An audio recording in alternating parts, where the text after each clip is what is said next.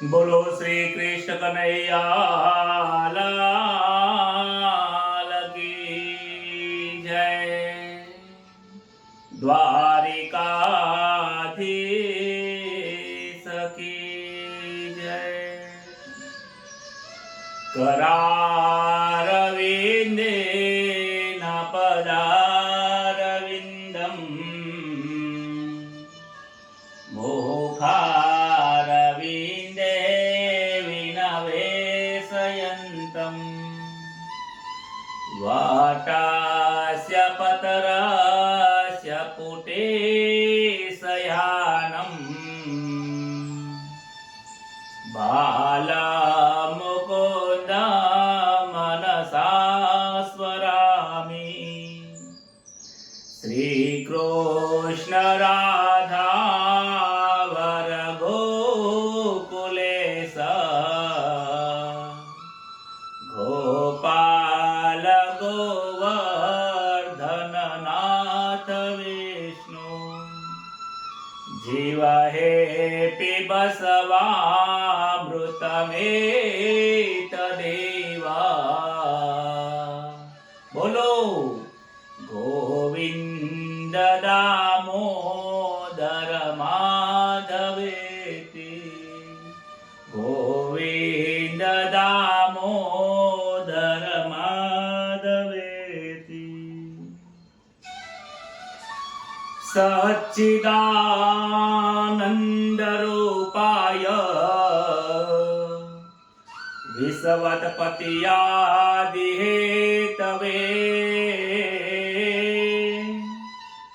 तापत्रय विनाशाय श्रीकृष्णाय वयं नमः।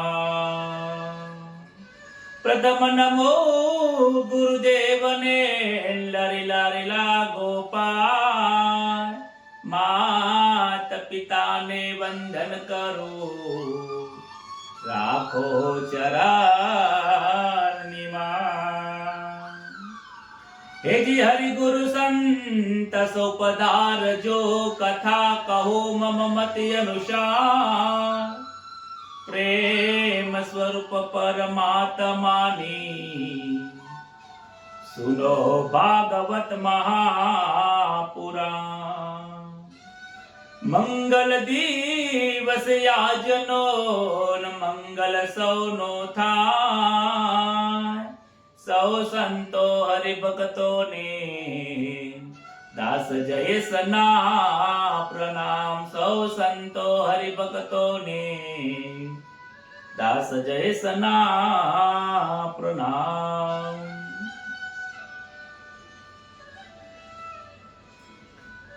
પરમ પવિત્ર એવું જે પરમાત્માનું નામ છે એ નામ એટલું બધું કિંમતી છે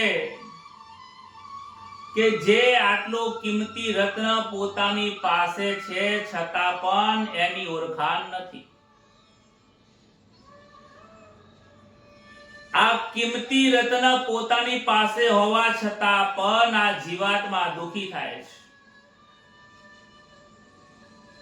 ઈશ્વરનું નામ આત્મ સ્વરૂપે પોતાના હૃદય કમરમાં સતત વહ્યા કરે છે, સતત આનંદ કરે છે, બોલે છે, ચાલે છે, ખાય છે, પીવે છે, ફરે છે, હરે છે, છતાં પણ એ ચૈતન્ય સ્વરૂપની ઓળખાણ નથી। અરે શ્વાસે શ્વાસે તમારા હૃદયની અંદર ધબકારા માટે તમને કહે છે હું હૃદયમાં છું, ભીતરમાં છું, મને તું બહાર ના ખોલીશ, છતાં પણ આ જીવાત્મા એટલો મંદમતીનો છે એને એની ઓળખાણ થતી નથી। જીવાત્મા જ્યારે સદગુરુની પાસે જાય છે ત્યારે એ એને સમજાવે છે કે પરમાત્મા તારા હૃદયમાં છે, પરમાત્મા એ પ્રેમ સ્વરૂપ છે। જગતમાં લોકોને પ્રેમ જોઈએ છે પણ પ્રેમ પોતાના હૃદયમાં પડ્યો છે એ પ્રેમની ખાનને ખોલતો નથી, એની ઓળખાણ થતી નથી। એક બેને બહુ સુંદર પ્રશ્ન પૂછ્યો હતો. કહે છે કે મહારાજ, હું તો બધાને પ્રેમ આપું છું, પણ આપણને કોઈ પ્રેમ કેમ નથી આપતું? મારા સદગુરુ મહારાજે ખૂબ સુંદર જવાબ આપ્યો છે. બેટા, કે પ્રેમની ઓળખાણ શું છે એ તો સમજવું પડશે. તમે પ્રશ્ન પૂછો છો કે હું બધાને પ્રેમ આપું છું, પણ પ્રેમ મને મળતો કેમ નથી? લોકો કેમ મને પ્રેમ કરતા નથી? તો સમજાવે છે કે બેટા, પ્રેમ કરવાની વસ્તુ છે, પ્રેમ પ્રાપ્ત કરવાની વસ્તુ નથી. અરે, પ્રેમની ઓળખાણ હોય એ જ પ્રેમને ઓળખી શકે છે. તમે આ સંસારના લોકોને જે પ્રેમ કરો છો એ પ્રેમ નથી, એ મોહ છે. પ્રેમ સ્વરૂપ પરમાત્મા છે. પ્રેમની ખાન હૃદયમાં બિરાજમાન છે, શ્વાસે શ્વાસે છે અંદર. જ્યાં સુધી પ્રેમની ઓળખાણ થશે નહીં, ત્યાં સુધી પ્રેમ સ્વરૂપ પરમાત્માના દર્શન થવાના નથી. પ્રેમમાં પીડા નથી હોતી, પ્રેમમાં માગણી નથી હોતી. અરે, સમાજના લોકોને, સંસારના લોકોને પ્રેમ સ્વરૂપ પરમાત્માની ઓળખાણ જ નથી, તો તમને પ્રેમ કેવી રીતે કરશે?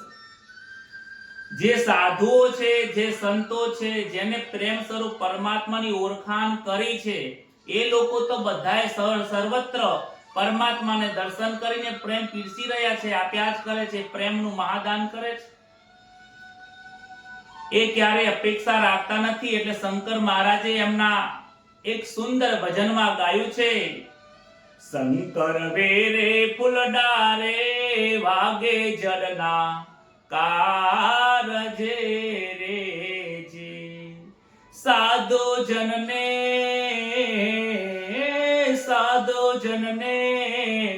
આપે સોગંધે અપાર. મસ્ત બનીને બોલો રે, ભીતર પડદા ખોલો રે, ડોલો હરેના ડોંગરે રે જી.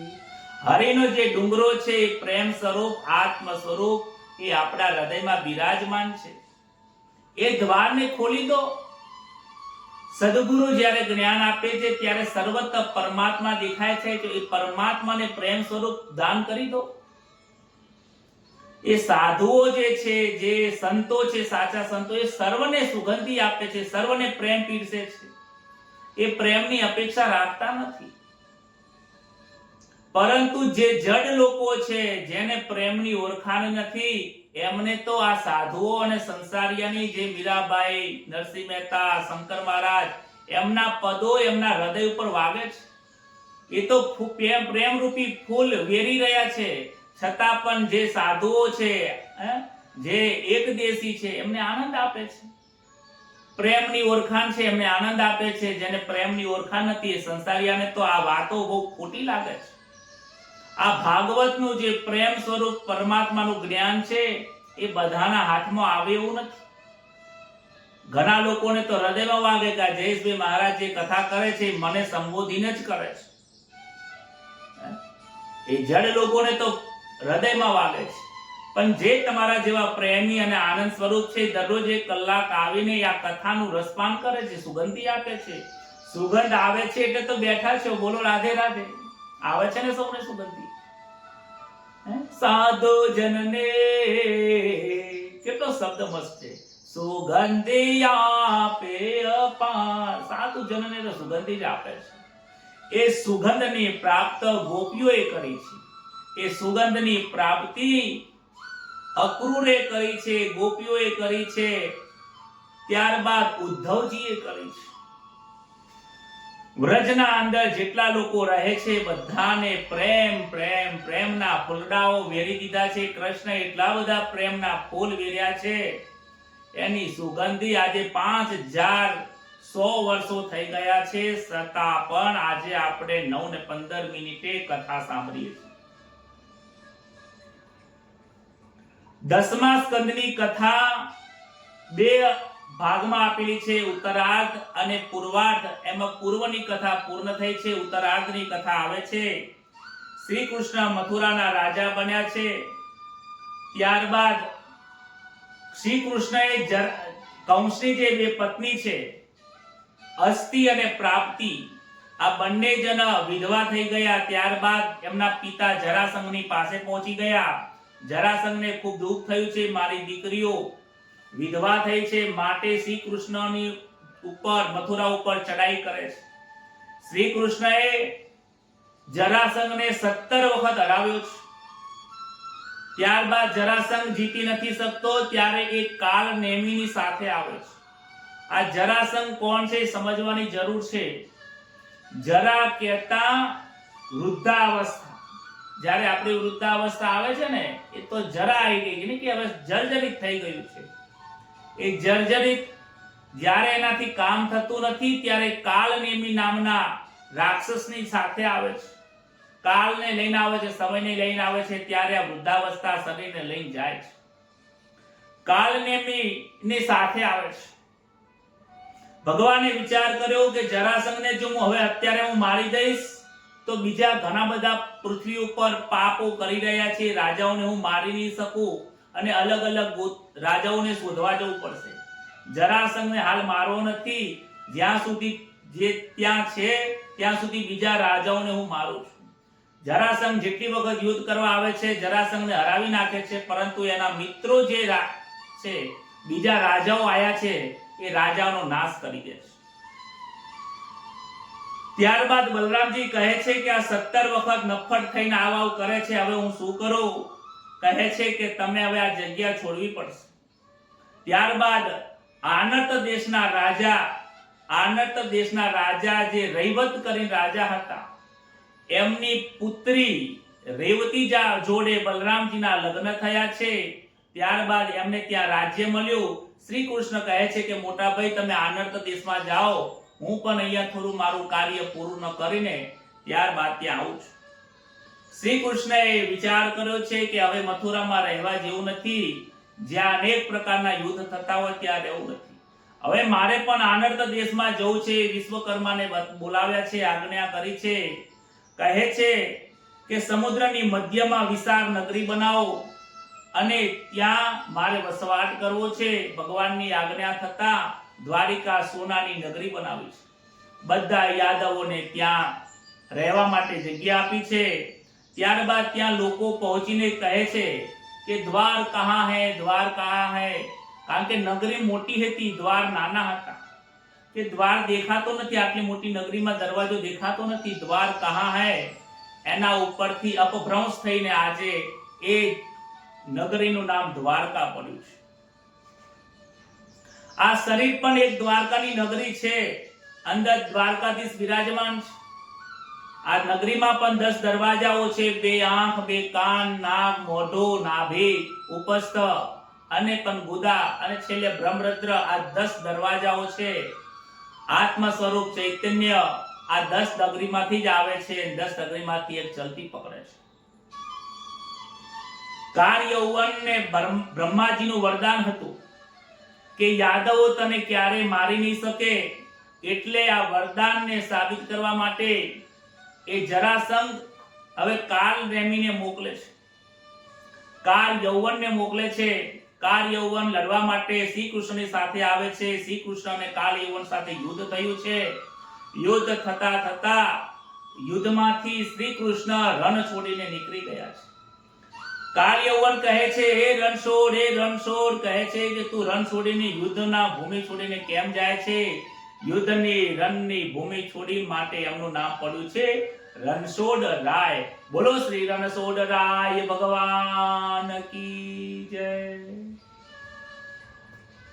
ભગવાનની લીલા કેવી છે? રણ પણ છોડી દે છે.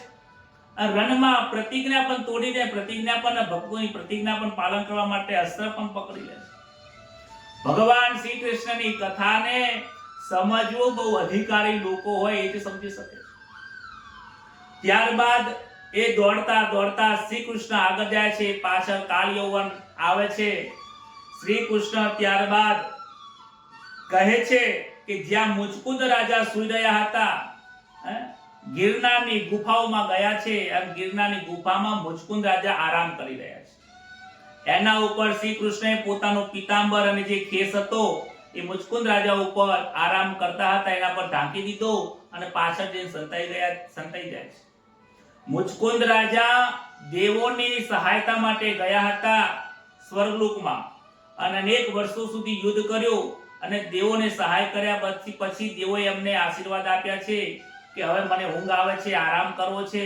તો આરામ કરવા માટે એ ગુફામાં ત્યાં આરામ કરતા હતા અને આશીર્વાદ આપ્યા હતા કે તમારી ઊંઘ જે કોઈ બગાડશે, નીંદમાંથી જગાડશે અને એના ઉપર તમારી પહેલી દ્રષ્ટિ પડશે એ બળીને ખાક થઈ જશે. ત્યારબાદ ભગવાન સંતાઈ ગયા છે અને કાલિયોન પાછળ આવ્યો, ગુફામાં આવ્યો અને પીળું પિતાંબર જોયું કે હા શ્રી કૃષ્ણ અહીંયા સંતાઈને સૂઈ ગયા છે. જોરથી લાત મારે છે, મુચકુંદ મહારાજને લાત મારે છે. મુચકુંદ રાજા જાગ્યા, જેવી આંખ ખોલે છે ત્યાં તો કાલિયોન સમાપ્ત થઈ જાય છે. ત્યાર પછી શ્રી કૃષ્ણ બહાર આવે છે, મોટો પ્રકાશ થયો છે, શંખ ચક્ર ગદા પદ્મ ધારણ કરેલા છે. મુચકુંદ રાજાને ત્યાં ભગવાન દર્શન આપે છે. બે હાથ જોડીને રાજા પ્રાર્થના કરે છે, મહારાજ પ્રભુ આજે હું ધન્ય થઈ ગયો છું તમારા દર્શન કરીને. જેમ સાપના મુખની અંદર દેડકાની જેવી સ્થિતિ હોય છે, મહારાજ નથી અંદર જઈ શકતો, નથી બહાર જઈ શકતો. આ સંસારના પદાર્થમાં હું એવો ઘેરાયેલો છું. મહારાજ મને તમારી ભક્તિ આપો, મને તમે શાંતિ આપો. મારે તમારું પરમ વૈભવનો આનંદ અને પ્રેમના સુખની પ્રાપ્તિ કરવી છે. ખૂબ પ્રાર્થના અને સ્તુતિ કરે છે. ત્યારે ભગવાન શ્રી કૃષ્ણ કહે છે કે હે રાજન, તમે યુવાનીની અંદર ઘણા બધા ભોગ ભોગવ્યા છે. જે યુવાનીમાં બહુ ભોગ ભોગવે છે એને વૃદ્ધાવસ્થામાં ભક્તિ ભલે કરતો હોય પરંતુ એનો મોક્ષ થતો નથી. કારણ કે મનમાં સૂક્ષ્મ વાસનાઓ રહી ગયેલી હોય છે. પરંતુ વૃદ્ધાવસ્થામાં કરેલી ભક્તિ છે એ ભક્તિ બીજા જન્મની અંદર બાળપણથી કામ કરે છે. જેમ બીજા ધોરણમાં, ત્રીજા ધોરણ કરતા 10મા ધોરણમાં છોકરો ભણવા આવી જાય અને અમદાવાદના 10મા ધોરણ સુધી ભણે, પછી 11-12 કોલેજ કરવા માટે મુંબઈ જવું પડે તો મુંબઈ પછી 11મા ધોરણથી જ એડમિશન મળે છે. એ જગ્યા ઉપર પાછું એકડ કરવાની જરૂર નથી પડતી. ગીતાજીમાં પણ અર્જુનને કીધું છે કે અર્જુન, જે કોઈ વ્યક્તિ મારું ભજન કરે છે અને ભજન કરતા જેટલો પણ આગળ વધે છે, જેટલો યોગ સધાય છે, એટલા જ યોગથી આગળ એ મને પ્રાપ્ત થાય છે. માટે હે રાજન, આ જન્મમાં તો મુક્તિ નહીં મળે, પરંતુ એક મનુષ્યનો જન્મ તમારે લેવો પડશે. કલિયુગમાં તમારો જન્મ થશે અને તમે અનન્ય મારી પ્રેમ ભક્તિ કરજો. હું તમારા 52 કાર્ય કરવા આવીશ. ત્યારબાદ મુચકુંદ મહારાજ ભગવાનની પ્રાર્થના કરે છે, સ્તુતિ કરે છે, તપ કરે છે. પોતાનું શરીર દેહાધ્યાસ છૂટી જાય છે, શરીર છૂટી ગયું છે. ત્યારબાદ કલિયુગમાં 1500, 1400, 1500, 1600 ની સ્થિતિની અંદર જુનાગઢમાં નરસિંહ મહેતાના નામે એમનો જન્મ થયો છે. ભગવાનની ભક્તિ કરીને અનેક વખત ભગવાન એમના કાર્ય કરીને એમને મોક્ષ આપ્યો છે. યાદ કરવા જેવું છે, વિચાર કરવા જેવું છે. એક વિચાર કરવા જેવું છે કે મુચકુંદ મહારાજ દ્વાપર યુગમાં થઈ ગયા હતા અને એના પછી ભગવાને કીધું એક જ જન્મ લેવાનો છે. તો એના પછી 4500 વર્ષ પછી હમણાં નરસિંહ મહેતા થઈ ગયા. તો આટલા વર્ષો સુધી 4500, 5000 વર્ષ સુધી શું થયું? ત્યાં સુધી આ જીવાત્મા અનેક જગ્યાએ રખડે છે. હવે મુચકુંદ મહારાજ જીવાત્માને પણ જો એક મનુષ્ય અવતાર પછી બીજો મનુષ્ય અવતાર લેવા માટે 5000 વર્ષો લાગી જતા હોય, 84 લાખ યોનીમાં ફરતા, તો આપણા જીવન તો વિચાર કરો કેટલા યુગો જતા રહેશે, કેટલો મોટો આપણો જન્મ થશે. તો ત્યારે કેવો કળિયુગ આવી ગયો હશે, ત્યારે આપણે ભક્તિ કેવી રીતે કરીશું? આજે આપણે સરસ મજાનો મોકો મળ્યો છે, આ જન્મ મળ્યો છે. અરે કોઈ યુવાન હશે, વૃદ્ધ હશે, બાળપણ બાલ્યાવસ્થા હશે, વહુ હોય કે સાસુ હોય, સસરા હોય, જે સ્થિતિમાં આપણને પ્રાપ્ત થઈ હોય એ સ્થિતિમાં સ્વધર્મનું પાલન કરી ભગવાનની કથા સાંભળીને આનંદ કરીને ભગવાનની પ્રાપ્તિ કરવાનો પ્રયત્ન કરો. જે થશે થવા દો, બોલે ચાલે સહન કરીને આગળ વધો. બીજી કોઈ વાત કરશો જ નહીં. આ આવો છે, તેવો છે, છોડો. હું કેવો છો, પોતાને કેવી રીતે સુધારવાનો છે, એની આ કથા છે. ત્યારબાદ ભગવાન દ્વારિકામાં આવ્યા છે, દ્વારિકામાં બિરાજમાન થયા છે અને ત્યાં એમના લગ્નનો પ્રસંગ આવે છે. કહે છે મહારાજ ભીષ્મક વિદર્ભ નગરીના રાજા છે. ભીષ્મક રાજાને 5 પુત્રો અને 1 કન્યા છે. એમાં મોટા પુત્રનું નામ રુક્મી છે અને જે કન્યા છે એનું નામ રુક્મણી છે. હવે પુત્ર એવું ચાહે છે, જે રાજા છે વિદર્ભ નગરીનો ભીષ્મક રાજા, એ એવું ચાહે છે કે મારી દીકરી રુક્મણીના લગ્ન શ્રી કૃષ્ણની જોડે થાય.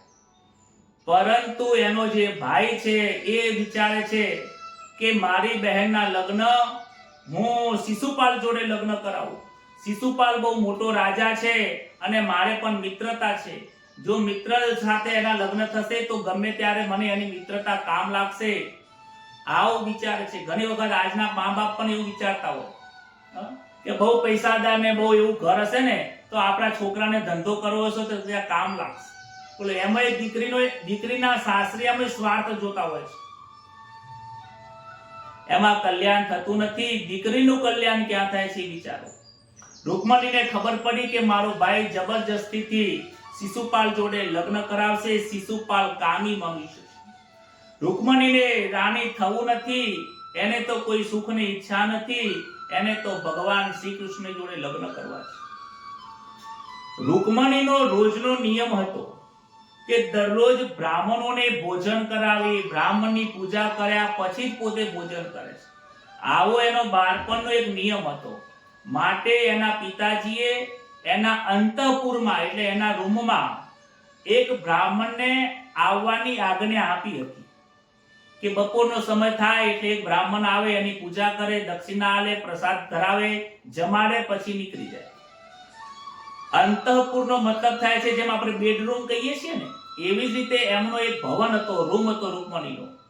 દરરોજ આ મહારાજ આવે છે, રુક્મણી પૂજા કરે છે. એક દિવસ રુક્મણી પોતાના મહારાજને કહે છે કે મહારાજ, ઓ બ્રાહ્મણ દેવ, તમે મારી એક કામ કરો ને. હું તમને એક પત્ર લખીને આપું છું. એ પત્ર તમે દ્વારકા જઈને શ્રી કૃષ્ણને આપો. મારે દ્વારિકાધીશની સાથે લગ્ન કરવા છે. મારે કોઈ કામી પુરુષ જોડે લગ્ન કરવા નથી. મારે તો નિષ્કામી કોઈ વ્યક્તિ હોય એમની સાથે લગ્ન કરવા છે. હું મનથી એમને વરી ચૂકી છું અને તમે મારી ભલામણ જરા ન કરી આપો. બ્રાહ્મણજી તૈયાર થયા છે. ત્યારબાદ પત્ર લખ્યો છે. પત્ર લઈને બ્રાહ્મણ જે છે ભૂદેવ એ દ્વારિકામાં પધાર્યા છે. દ્વારિકામાં આવ્યા છે. દ્વારિકામાં શ્રી કૃષ્ણ ભગવાને એમનું સ્વાગત કર્યું છે, વંદન કરે છે, બ્રાહ્મણની પૂજા કરી છે. શ્રી કૃષ્ણ દ્વારિકાધીશ છે છતાં પણ બ્રાહ્મણની પૂજા કરે છે. પત્ર આપ્યો છે. પત્ર શ્રી કૃષ્ણ વાંચે છે અને એમાં લખ્યું છે કે પ્રભુ, મારે કામી પુરુષની સાથે લગ્ન કરવા નથી. મારે કામીઓની સાથે જવું નથી, કારણ કે એ શિયાળ જેવા હોય છે. અરે, એમનું નામ લેવું મને ગમતું નથી. નિષ્કામ શ્રી કૃષ્ણની સાથે નિર્વિકાર રુક્મણીને મારે તમારી સાથે લગ્ન કરવા છે. રુક્મણીના લગ્નની વાત આમ જોવા જઈએ તો લૌકિક છે, પરંતુ અલૌકિક સિદ્ધાંતમાં સમજવાની જરૂર છે. રુક્મણી એ જીવ છે, કૃષ્ણ એ પરમાત્મા છે. એટલા માટે રુક્મણીની કથા આ પરીક્ષિત રાજાને કહે છે કે તારું જીવ, તું જીવાત્મા છે પરીક્ષિત, તારે પણ શ્રી કૃષ્ણની સાથે લગ્ન કરવાના છે.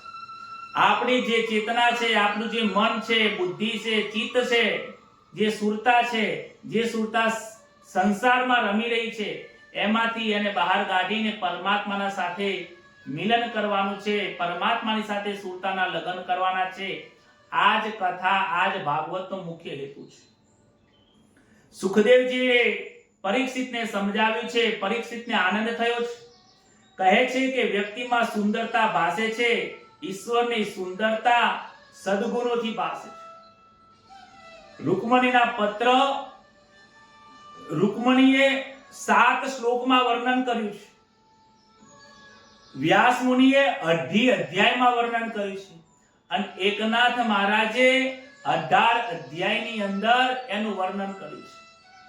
કહે છે રુક્મણીનો પત્ર વાંચતા કહે છે કે મનુષ્યની બુદ્ધિનો નિર્ણય થઈ જાય છે. જેમ અક્ષરો જોઈને, બાળકના શબ્દો જોઈને જેમ શિક્ષક પારખી જાય કે આ હોશિયાર છોકરો છે, લાયક છોકરો છે, એવી રીતે આ પત્ર વાંચીને શ્રી કૃષ્ણ સમજી જાય છે.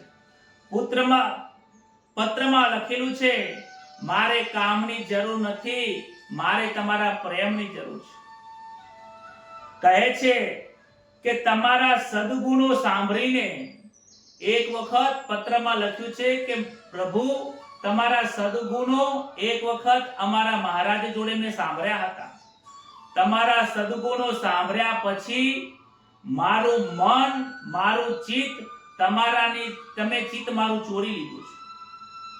હે પ્રભુ, મારું મન નિર્લજ થયું છે, મારો આત્મા મેં તમને સોંપી દીધો છે. તમે નિષ્કામ છો. મેં જે વ્રત ને તપ કર્યું છે પ્રભુ, બધું હું તમને જ અર્પણ કરું છું. અને તમે મારા પતિ થાઓ, તમે મને સ્વીકાર કરો, પતિવ્રતા ધર્મનું હું પાલન કરીશ. આમ કરીને એમને પત્રમાં ઘણું બધું લખ્યું છે. કહે છે કે મારે શિયાળ જેવા લોકો કામી પુરુષ જોડે લગ્ન કરવા નથી. છેલ્લે અંતમાં લખ્યું છે, જો પ્રભુ તમે મને સ્વીકાર કરવા નહીં આવો તો આ જન્મમાં તો હું તમને વરી ચૂકી છું, અને બીજા જન્મમાં ફરીથી તમને વરવા માટે પ્રયત્ન કરીશ. આ રીતે હું બીજા લગ્ન નહીં કરું. તમને પ્રાપ્તિ કરવા માટે, તમારી સાથે લગ્ન કરવા માટે જન્મો જન્મ સુધી હું રાહ જોતી જ રહીશ. અને જો તમે મારી સાથે લગ્ન કરવા તૈયાર થયા હો, મારી માગણીને, મારી લાગણીઓને જો તમે સમજી શક્યા હોય, તો પ્રભુ હું દરરોજ પાર્વતી માતાની પૂજા કરવા જાઉં છું, તો ત્યાં સવારે વહેલા આવજો અને તમે બેસાડીને લઈ લેજો. કારણ કે મારો ભાઈ ટૂંક સમયમાં મારા લગ્ન શિશુપાલ જોડે કરાવશે. મારી શરણાગતિને તમે સ્વીકારો પ્રભુ, તમે સ્વીકારો. આવી અરજી એમણે મોકલી. સુદેવ બ્રાહ્મણ પણ કહે છે, મહારાજ રૂકમણી તમારે લાયક છે, સંસ્કારી છે. એમની જેટલી સુંદરતા છે એ સુંદરતા કરતા એમના સદગુણો એના કરતા વધારે સુંદર શોભી રહ્યા છે. પ્રભુ હું પણ તમને વિનંતી કરું છું, તમે એમની સાથે લગ્ન કરો. કૃષ્ણ દ્વારિકાધીશ કહે છે કે મહારાજ તમે જેને ખબર આપી દો, જરૂરથી હું આવતીકાલે ત્યાં આવી જઈશ અને હું રૂકમણીના સાથે લગ્ન કરીને લઈ જઈશ. મહારાજ ઘરે આવે છે. મહારાજ હસતા હસતા આયા. રૂકમણી ખ્યાલ આવી ગયો કે મહારાજ કંઈક સારા સમાચાર લાવ્યા છે. આવીને કહે છે, રૂકમણી તમારું કાર્ય થઈ ગયું છે. આવતીકાલે ભગવાન મંદિરે આવશે, તમને રથમાં બેસાડીને લઈ જશે. ખૂબ ઉપકાર માન્યો છે મહારાજ, તમારો ખૂબ ખૂબ ધન્યવાદ. તમે માંગો એ આપો. તમારે શું દક્ષિણા આપું? સુદેવ બ્રાહ્મણ કહે છે કે હું બ્રાહ્મણ છું, પવિત્ર બ્રાહ્મણ છું. બ્રાહ્મણનો જન્મ માંગવા માટે થયો નથી. બ્રાહ્મણનો જન્મનું કર્તવ્ય જ આપવાનું છે. હું માંગવા માટે દેવી તમારે ત્યાં નથી આવ્યો. હું તમને આશીર્વાદ આપું છું. જાઓ, તમે ખૂબ બંને જણા ઘણા સુખી થશો. આશીર્વાદ આપે છે ત્યારે કહે છે રૂકમણી કે મહારાજ ખરેખર તમારી કઈ વાત સાચી છે. હું તમને શું આપું, હું તમને કેવી રીતે આપું? જે ભૂદેવ, જે મહારાજ મને સાક્ષાત પરમાત્માની જોડે લગ્ન કરાવીને આપે, એને વળી હું તુચ્છ પ્રાણી તમને શું આપી શકું? મહારાજ આપનો ખૂબ ખૂબ ધન્યવાદ. એમ કરી એમના ચરણોમાં વંદન કરે છે, પૂજા કરી છે અને ખૂબ આનંદ થયો છે. શિશુપાલને ખબર પડી અને જરાસંઘને પણ ખબર પડી. અનેક રાજાઓ ત્યાં આવે છે. રૂકમીને આ ગમતું નથી. રૂકમી કહે છે કે મારા બેનના લગ્ન ગોવાળની સાથે કરાવવા નથી. મારે ગોવાળિયા જોડે લગ્ન કરાવવા નથી. બીજી બાજુ રૂકમણીએ સવારે સુંદર શણગાર કર્યો છે, તુલસીની પૂજા કરી, માતા પિતાને વંદન કરે છે. પિતાનું હૃદય પણ ભરાયું છે. આ પુત્રી મારી નથી, રાજલક્ષ્મી છે. આ લક્ષ્મી તો સાસરે વધારે શોભે છે. રૂકમણી પાર્વતીના મંદિરે દર્શન કરવા જાય છે. શિશુપાલ ને જરાસંઘ બીજા અન્ય રાજાઓ પણ ત્યાં આવ્યા છે. અન્ય રાજાઓ આવ્યા છે. માતાજી જેવા રૂકમણી પાર્વતી માતાના ત્યાં દર્શન કરવા ગયા છે. ત્યાં તો બીજા રાજાઓ જોવા આવ્યા છે કે જોતા તો આઈએ રૂકમણીની સુંદરતા કેવી છે. જેની આંખોમાં કામ છે એ બહારની સુંદરતા જોવે છે. જેની આંખોમાં પ્રેમ છે ને એ ઈશ્વરની સુંદરતાને જોવે છે. બોલો રાધે રાધે. આપણે ઈશ્વરની સુંદરતાને જોવાનું, સુંદરને બનાવનાર સુંદરને જોવાનું છે. સમાજના, સંસારના તમે સુંદરતા જોવા જશો તો મન ખરાબ થશે. ત્યારે માતાજીની પૂજા કરી, હે માં, મને શ્રી કૃષ્ણની સાથે લગ્ન થાય એ જ ચાહું છું, બીજું મારે બીજા કોઈ સાથે લગ્ન કરવા નથી. માતાજીએ એમને આશીર્વાદ આપ્યા છે. માતાજીનો જે હાર હતો એ રૂકમણીના ગળામાં પડ્યો છે અને સુકન આપ્યા છે કે જાઓ તમારા લગ્ન થઈ જશે. રૂકમણી માતાજીની પૂજા સેવા કરીને જેવા બહાર જાય છે, કામી રાજાઓ માતાજી તરફ દ્રષ્ટિ કરે છે, ત્યાં તો મહાકાલીના માતાજીમાંથી આંખમાંથી એવી દ્રષ્ટિ પ્રકાશ થયો છે કે બધા જ રાજાઓ ત્યાં જેની આંખમાં કામ હતો એ બધાની આંખો ફૂટી ગઈ છે, કોઈ ખાડામાં પડી ગયા, નીચે પડી ગયા છે. માતાજી પર્વત ઉપરથી, પહાડ ઉપરથી નીચે ઉતર્યા છે. એવામાં શ્રી કૃષ્ણ રથ લઈને આવ્યા, રથ ઉપર બેસી ગયા અને દ્વારકાધીશે માતાજીને લઈને રથમાં બેસાડીને નીકળી ગયા છે. રૂકમણીનું હરણ થયું છે. ત્યાં તો રૂકમીને ખબર પડી, શિશુપાલ ને બધા દોડતા આવ્યા છે, રસ્તામાં આવ્યા છે અને રસ્તામાં યુદ્ધ કરે છે. આ બાજુ દાઉભાઈને ખબર પડી શ્રી કૃષ્ણ ગયા છે, એ પણ આગલા દિવસે પહેલી રાતે જ નીકળી ગયા. શ્રી કૃષ્ણને જોડે આવ્યા છે, ત્યાં પણ અનેક રાજાઓને માર્યા છે, મોટું યુદ્ધ થયું છે. ત્યાં તો અનેક રાજાઓને માર્યા. ત્યાં બીજા જે રાજાઓ છે, શિશુપાલ અને જરાસંઘ છે, એ તો ત્યાંથી ભાગીને નીકળી ગયા છે અને રૂકમીને એક પથ્થર ઉપર બાંધી દીધો. શ્રી કૃષ્ણ રૂકમીને મારવા જાય છે, ત્યાં તો દાઉ ભૈયા ના પાડે છે, અરે કનૈયા કે એને તમે મારશો નહીં, એને છોડી દો. તમારા જોડે જે ધરારા ધર્મપત્ની છે રૂકમણીનો એ ભાઈ છે, અરે આ શુભ પ્રસંગમાં તમે કોઈને મારશો નહીં, તમે એના પર દયા રાખો, છોડી દો. રૂકમણીને પણ વિચાર કરે છે કે હજી લગ્ન તો થયા નથી ને મોટા ભાઈ દાઉભાઈ મારા ઉપર કેટલો પ્રેમ રાખે છે, મારા પરિવાર ઉપર કેટલો પ્રેમ રાખે. યાદ રાખજો, ઘરમાં જ્યારે પરણીને કોઈ વહુ આવે અને પરણીને આવે ને હંમેશા માટે એના પિયર વિશે સારું સારું બોલશો તો તમારી સેવા કરશે. ગમે તેટલા ખરાબ વિચાર કરો. રૂકમી શ્રી કૃષ્ણ સાથે યુદ્ધ કરવા આવ્યો છતાં પણ દાઉભાઈ કહે છે એને છોડી દો, એને છોડી દેવામાં મજા છે. માતાજીને રૂકમણીને પણ બહુ સારું લાગ્યું છે. ત્યારબાદ તેઓ બધા દ્વારકામાં આવ્યા છે, આનંદ થયો છે, લગ્નની પત્રિકા તૈયાર કરી છે અને કહે છે કે ઉદ્ધવજી, હું મારા માતા પિતા વગર લગ્ન કેવી રીતે કરું? મારી માતા ગોકુળમાં છે, ગોપીઓ ત્યાં છે, મારા બાલ ગોપાલો ત્યાં છે, ગાય ત્યાં છે, આ બધા હશે તો જ હું લગ્ન કરવાનું છું. ઉદ્ધવજીને કુમકુમ પત્રિકા લઈને ગોકુળમાં આવ્યા છે, વ્રજની અંદર આવ્યા છે. વ્રજમાં આગમન થવાથી બધાને આનંદ થાય છે. કહે છે કે શ્રી કૃષ્ણના લગ્ન થાય છે, દ્વારિકામાં શ્રી કૃષ્ણ બિરાજમાન છે. આપ સૌના માટે બોલાવવા માટે, લેવા માટે અને આમંત્રણ આપવા માટે આવ્યો છું. શ્રી કૃષ્ણની વાત સાંભળીને સૌને આનંદ તો થયો છે, પરંતુ માતાજી કહે છે કે એ એટલો મોટો રાજા થઈ ગયો છે, અમને મળવા આવવાની કોઈ સમય નથી, અરે કે કામકાજના કારણે નથી આવી શકતા. એમ કરીને એ કુમકુમ પત્રિકા આપી છે. ત્યારબાદ કહે છે ઉદ્ધવજી, તમે કૃષ્ણને કહેજો અમે બધા અભણ છીએ, અમે તો આ ગોકુળને છોડી ક્યાંય ગયા નથી, અમને વાંચતા આવડતું નથી, અમે ક્યાં આવીએ, અમે દ્વારકા તો જોયું જ નથી. એમને કહેજો કે કનૈયાના લગ્નનો પ્રસંગ, એમનો જમણવાર હું ગોકુળના લોકોને જમાડીને હું કરી દઈશ. તું તાર સુખી રહેજે ને આનંદ કરજે. લગ્નનો સમય આવ્યો, લગ્નના થોડાક દિવસો બાકી છે, પરંતુ કોઈ સંદેશો ગોકુળમાંથી આવ્યો નથી.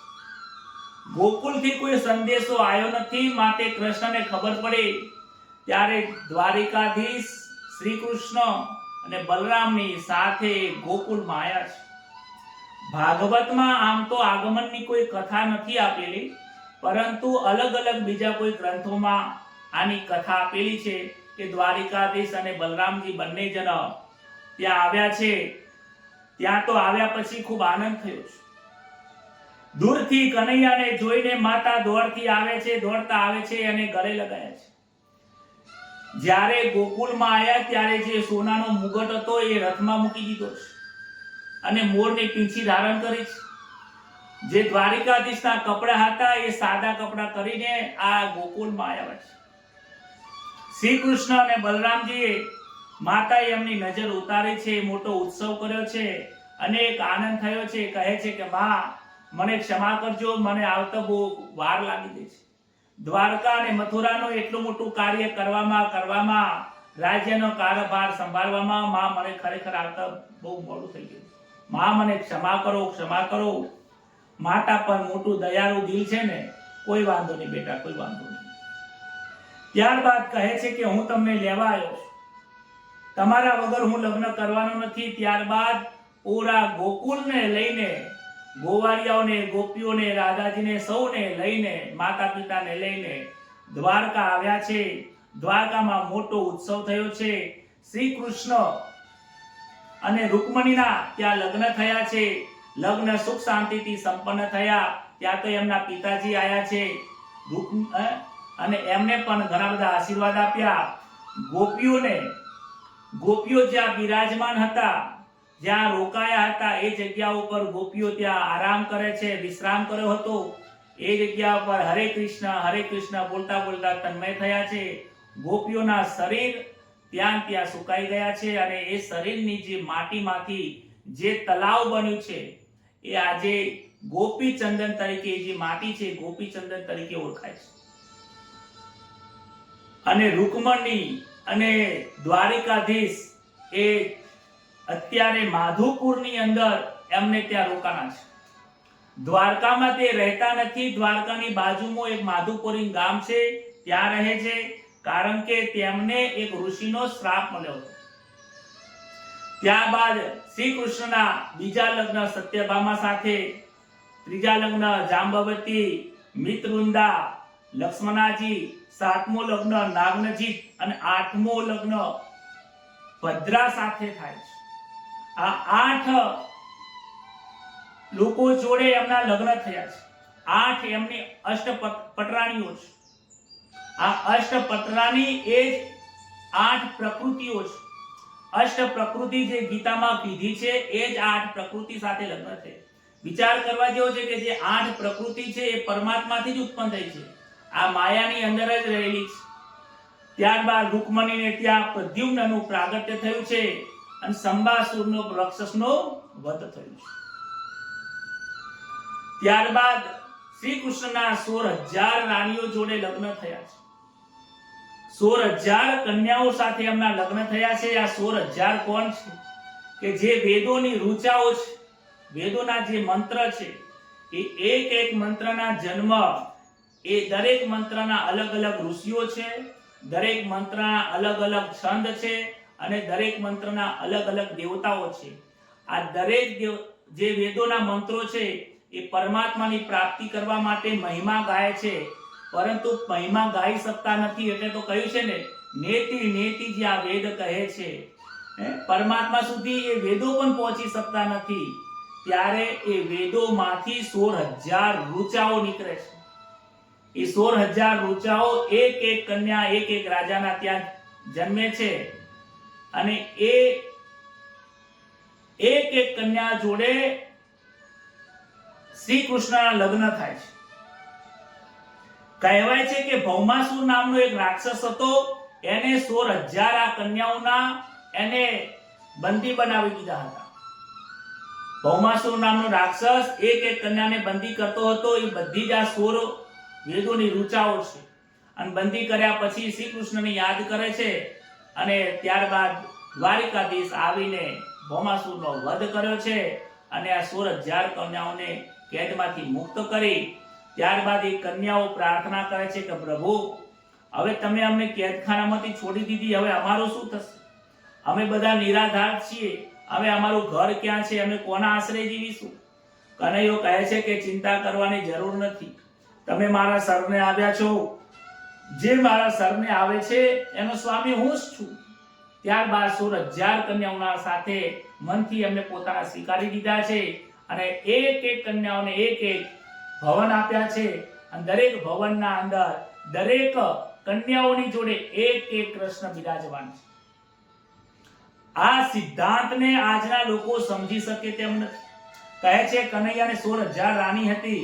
અરે તમે એકને તો પાલન પોષી મોટું કરો, એકને તો સાચવો, એની ઈચ્છા પૂરી કરો. 16,000 ની ઈચ્છા કેવી રીતે પૂરી થતી હશે? ભગવાન દરેકના હૃદયમાં બિરાજમાન છે. ભગવાન ઈશ્વરનું સ્વરૂપ છે. શ્રી કૃષ્ણ ઈશ્વર સાક્ષાત પરમાત્માનું સ્વરૂપ છે. એ એક પણ રાણીને દુખી નથી કર્યા. દરેક રાણીને એમ લાગે છે કે ભગવાન મારી પાસે છે. સત્યભામાને લાગે કે મારી જોડે જ છે. એમના રૂમમાં શ્રી કૃષ્ણ. ત્યારબાદ રૂક્ષ્મણીની જોડે જાય તો એમની પાસે પણ શ્રી કૃષ્ણ છે. ગોપીઓને પણ એમ લાગે શ્રી કૃષ્ણ મારે છે. રાધાજીને પણ એમ લાગે મારી પાસે. કોઈને શ્રી કૃષ્ણનો વિયોગ થતો જ નથી. શ્રી કૃષ્ણ કહે છે સર્વમાં સ્નેહ કરો, આસક્તિ કોઈનાથી ન કરો. આ સંસારના દરેક લોકો જોડે પ્રેમથી રહો, પ્રેમથી આનંદ કરો, પરંતુ એમના શરીરથી આસક્ત ન થઈ જાઓ. આસક્તિ હશે ત્યાં દુઃખ થશે. કોઈ વ્યક્તિથી જો તમને દુઃખ થાય કે આ મને પ્રેમ પ્રાપ્ત નથી થયો, આ મને પ્રેમ નથી કરતા, તો સમજવાનું ત્યાં તમારો મોહ છે, ત્યાં તમારી આસક્તિ છે. આસક્તિ અને મોહ અંતે દુઃખદાયક જ બને છે. માટે તો આ શરીર છૂટી ગયા પછી ઘરના લોકો રડે છે. આસક્તિ છે એટલે તો રડે છે. સાચા સંતો રડતા નથી. એ તો આનંદ કરે છે કે સ્વ સ્વરૂપમાં મિલન થઈ ગયું છે. શ્રી કૃષ્ણની સેવા કરતા કરતા રૂકમણીજીને એક વખત એવું બન્યું કે અભિમાન આવ્યું છે કે હું શ્રી કૃષ્ણને પ્રેમ કરું છું, શ્રી કૃષ્ણ પણ મારામાં આસક્ત છે. એમ કરતા વિચાર કરતા કરતા ચરણની સેવા કરે છે. કૃષ્ણ કહે છે લીલા કરવી પડશે, મારી પાસે અભિમાનને કોઈ સ્થાન નથી. ત્યારે શ્રી કૃષ્ણ કહે છે કે દેવી, તમારી સાથે લગ્ન કરવા માટે અનેક રાજાઓ હતા, મારા કરતા પણ સુંદર હતા. હું વળી રહ્યો ગોવાળ, હું ગરીબ માણસની જોડે તમે લગ્ન કર્યા, આ તમને શોભતું નથી. હું તો ગાયને ચરાવવાનો ગોવાળ છું. તમે મારી સાથે કેમ લગ્ન કર્યા? બીજે લગ્ન કર્યા તો તમે સુખી તો. રૂકમણીને ખબર પડી ગઈ, અરે કે ભગવાન તમે મારો ત્યાગ ના કરશો, મારે અભિમાન થઈ ગયું, એટલા માટે તમે ત્યાગ કરશો. પ્રભુ તમારા વગર હું રહી ના શકું. અભિમાન ત્યારે ઉતાર્યું છે. કહે છે કે હે દેવી, અભિમાનને મારા ત્યાં કોઈ સ્થાન નથી. ત્યારબાદ અનિરુદ્ધ મોટા થયા છે. એક વખત બાનાસુર મહાન શિવ ભક્ત છે, એની દીકરીનું નામ ઉષા છે. ઉષાની જોડે લગ્ન અનિરુદ્ધના થાય છે. કથા એવી છે કે કહે છે કે હે પરીક્ષિત, આ કથા બહુ સાંભળવા જેવી છે કે બાનાસુરની પુત્રી ઉષા રાત્રે સપનામાં સૂઈ રહી હતી. ત્યારે સપનું આવ્યું. સપનું એવું જોયું કે એને શ્રી કૃષ્ણના પુત્ર અનિરુદ્ધની જોડે એના લગ્ન થયા. સવારમાં ઉઠી અને ચિત્રલેખાને વાત કરી કે મારા મનમાં જે સપના આવ્યું છે, મારે એની સાથે લગ્ન કરવા છે. ચિત્રલેખા એની સખી એવી હતી કે અનેક પ્રકારના ચિત્રો દોરીને આપે છે, બતાવે છે. નહીં કે આ ચિત્ર આ કુમાર હતો કે ના કુંવાર હતો, આ હતો કે ના ના ના ના કરતા જાય છે. ત્યારે બાદ અનિરુદ્ધનું ચિત્ર દોર્યું છે, ત્યારે શરમાઈ જાય છે. ચિત્રલેખાને ખબર પડી કે આની સાથે જ એના લગ્ન થયા છે. આની સાથે લગ્ન થયા હતા સપનામાં? હા, કે એની સાથે જ લગ્ન થયા હતા. કહે છે કે આ દ્વારિકાધીશના પુત્ર અનિરુદ્ધ છે. ગમે તે થાય પણ મારે લગ્ન એની સાથે કરવા છે. ત્યારે ચિત્રલેખા અડધી રાત્રે દ્વારિકામાં આવે છે અને અનિરુદ્ધને એનો આખો પલંગ ઉપર લઈને તે ઉષાના અંતઃપુરમાં લાવીને મૂકી દીધો.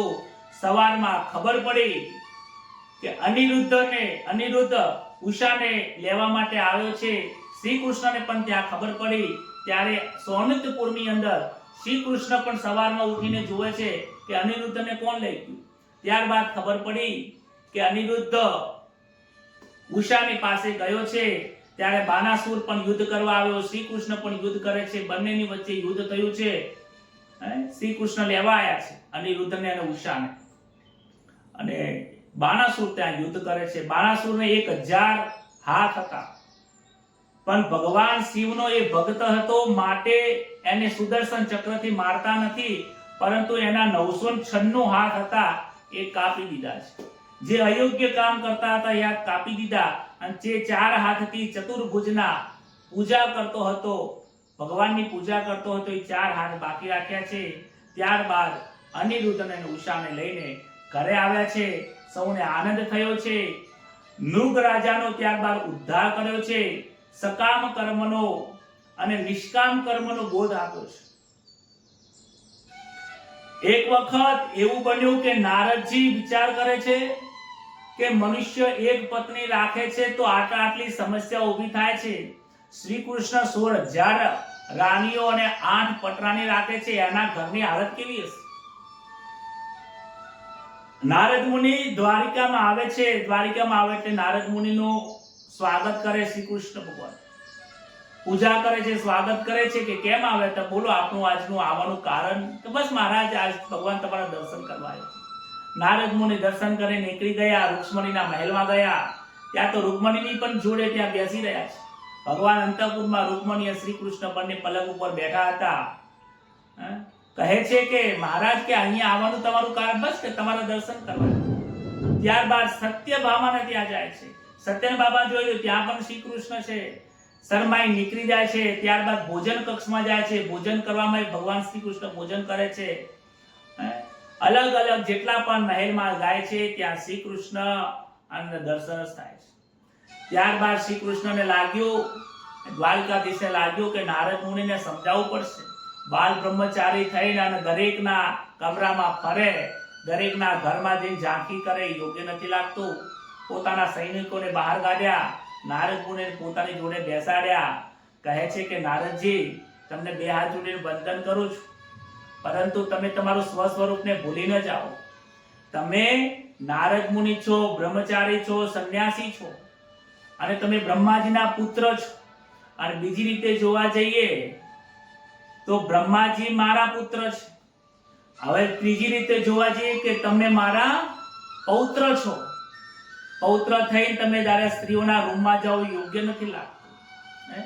તેમને સમજાવે છે, ઉપદેશ આપે છે, વંદન કરે છે કે નારદ મુનિ કોઈના ઘરની અંદર જોવું ના જોઈએ. આ નારદ મુનિને ઉપદેશ નથી, આ ઉપદેશ આપણને આપે છે. આ તો એક નિમિત્ત બન્યા છે નારદ મુનિ. બાકી નારદ મુનિને ખબર નહીં પડતી કે કોઈના ઘરમાં ના જવાય.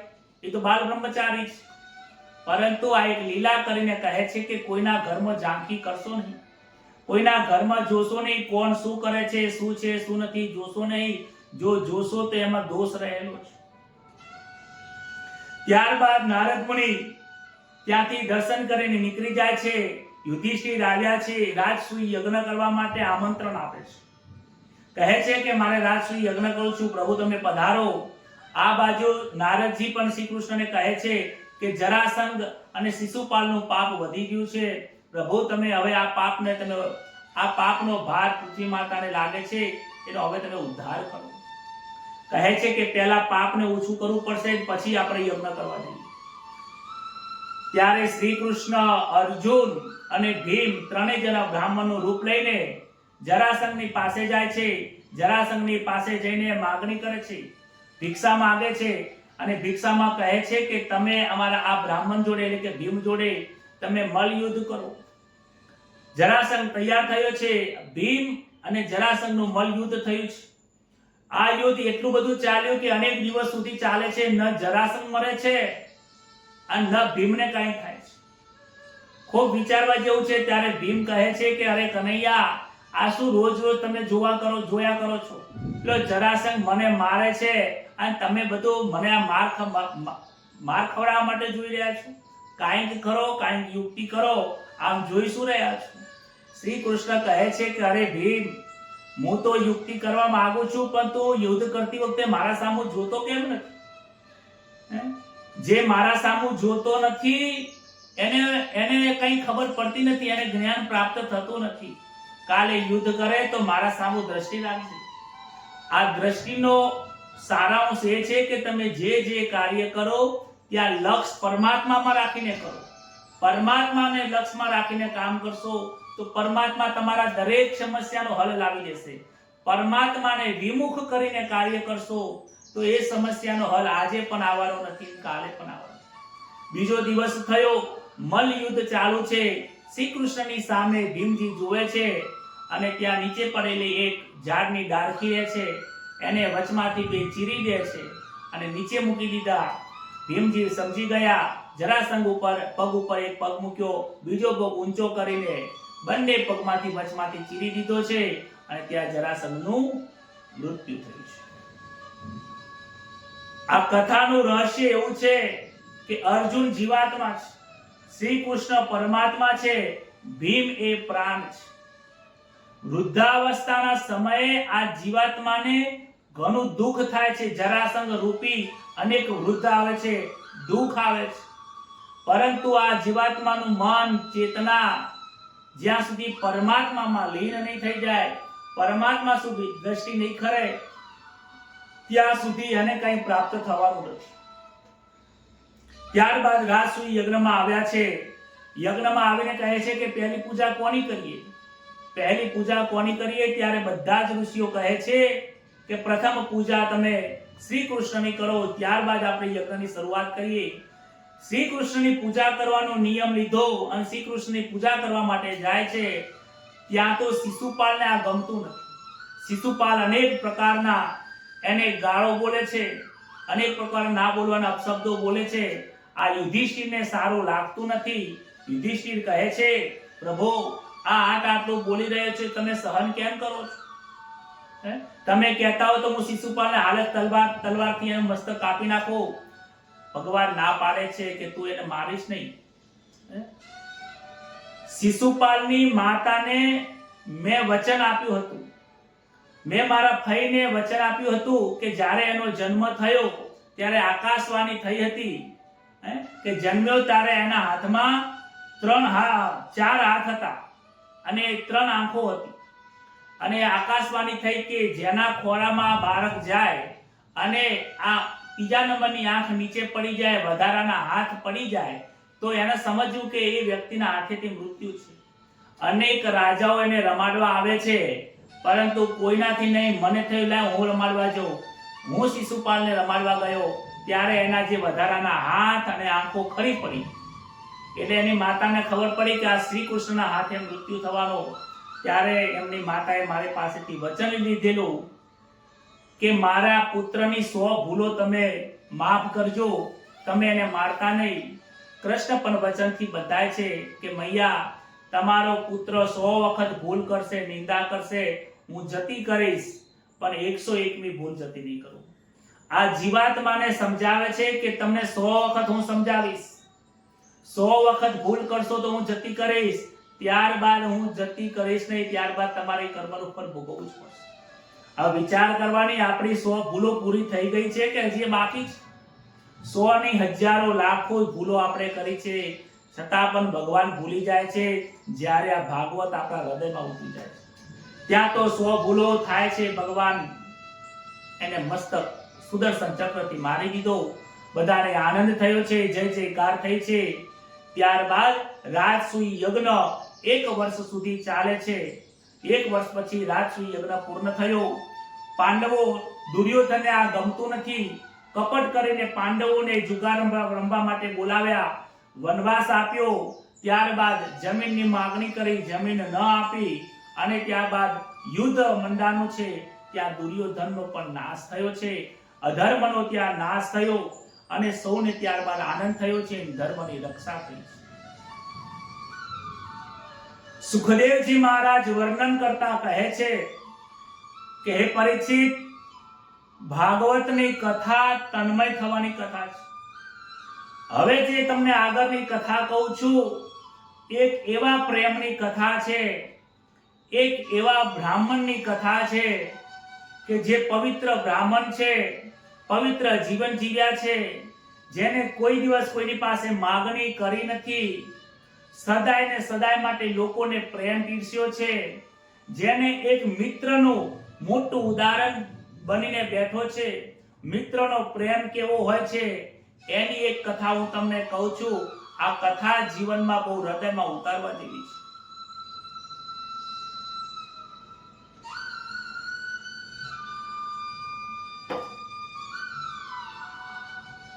સુદામા, સુખદેવજી વર્ણન કરતા કરતા કહે છે, ભાગવતમાં સુખદેવજી મહારાજ સુદામાનું ચરિત્રની કથા કરતા કરતા એમને સમાધિ લાગેલી છે.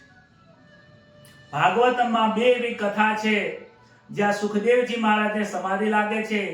કહે છે કે જ્યારે શ્રી કૃષ્ણ બ્રહ્માજીને માયા બતાવે છે ને, ગોપ અને ગોવાળીયા વાછરડાને લઈને જાય છે અને અનેક સ્વરૂપ શ્રી કૃષ્ણ ધારણ કરે છે, એ કથામાં એક તો સુખદેવજી મહારાજને સમાધિ લાગી છે, બીજી કથા એક એવી છે કે જ્યારે આ સુદામાના ચરિત્રની ચર્ચા કરે છે ત્યારે એમને સમાધિ લાગી છે।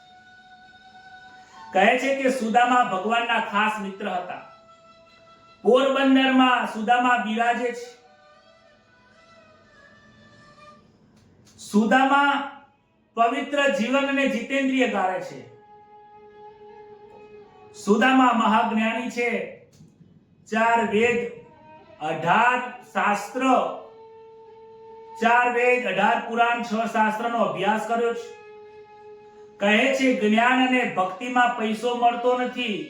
જ્ઞાન અને ભક્તિ પ્રાપ્ત કરવાથી પૈસા, પદ, પ્રતિષ્ઠા મળતા નથી, પરંતુ ભગવાનની પ્રાપ્તિ કરવા માટે છે। આજે લોકો કથા સાંભળે છે કે આ કથા સાંભળીશ તો મારા ઘરમાં સુખ શાંતિ આવશે, અરે ભગવાનનું વ્રત કરીશ, પૂજા કરીશ તો મારા ઘરમાં સુખ શાંતિ રહેશે, છોકરાના લગ્ન થઈ જશે, છોકરાને સારી નોકરી મળી જશે। અરે સંસારના સુખ પ્રાપ્તિ કરવા માટેનું આ સાધન નથી। ભાગવતની કથા, ભગવતનું ભજન એ ભગવાનની પ્રાપ્તિ કરવા માટેનું છે।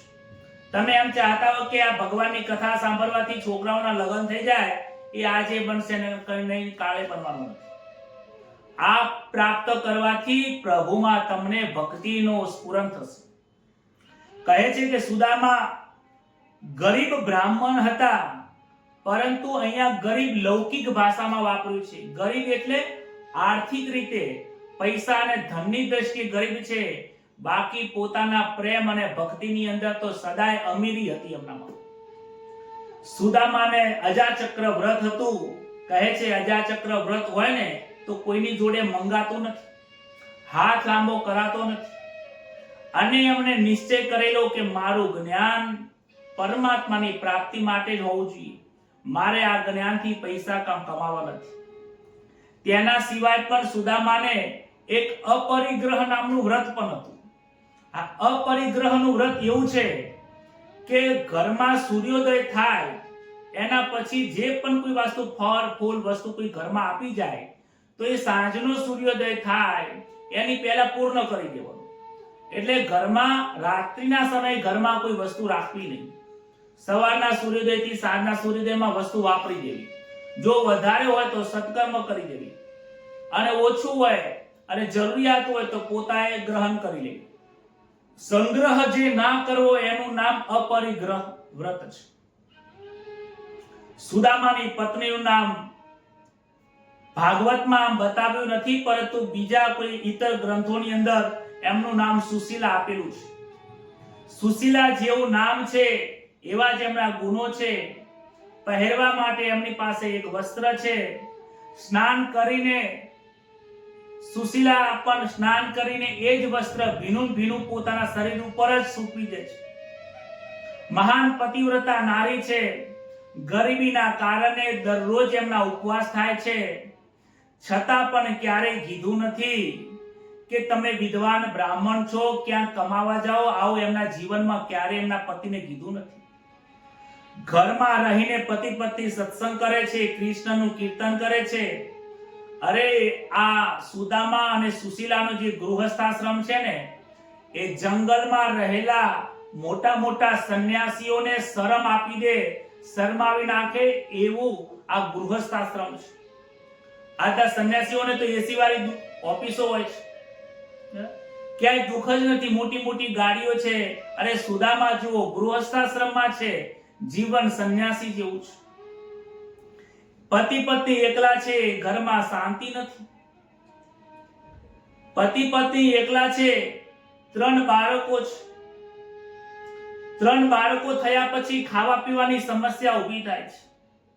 ઘરમાં જો કોઈ સીધું આપી જાય તો રસોઈ બનાવીને ખાય છે, બાકી 3 બાળકો અને 5 લોકો જમીન ઉપર સૂઈ જાય છે। શિયાળામાં ઠંડીનો મોસમ હોય છે। સુદામા ઘણી વખત એમની આંખોમાંથી પાણી આવે છે। સુશીલા પણ રડે છે, અરે રે ઘરમાં બાળકો અમે બંને હતા તો સારું હતું, આજે આ 3 બાળકોને હું ખવડાવું છું। પોતાની જાતને ધિક્કાર કરે છે કે હે પ્રભુ, મારા બાળકો 15 દિવસથી ભૂખ્યા છે, તરવરી રહ્યા છે. પ્રભુ, હું તમારી જોડે અનાજ નથી માંગતી, પરંતુ એટલું માંગુ છું કે આ બાળકો મને નતા આપવા. અરે આના કરતા તો મને તમે વાજની રાખી હોત તે પ્રભુ સારું હતું.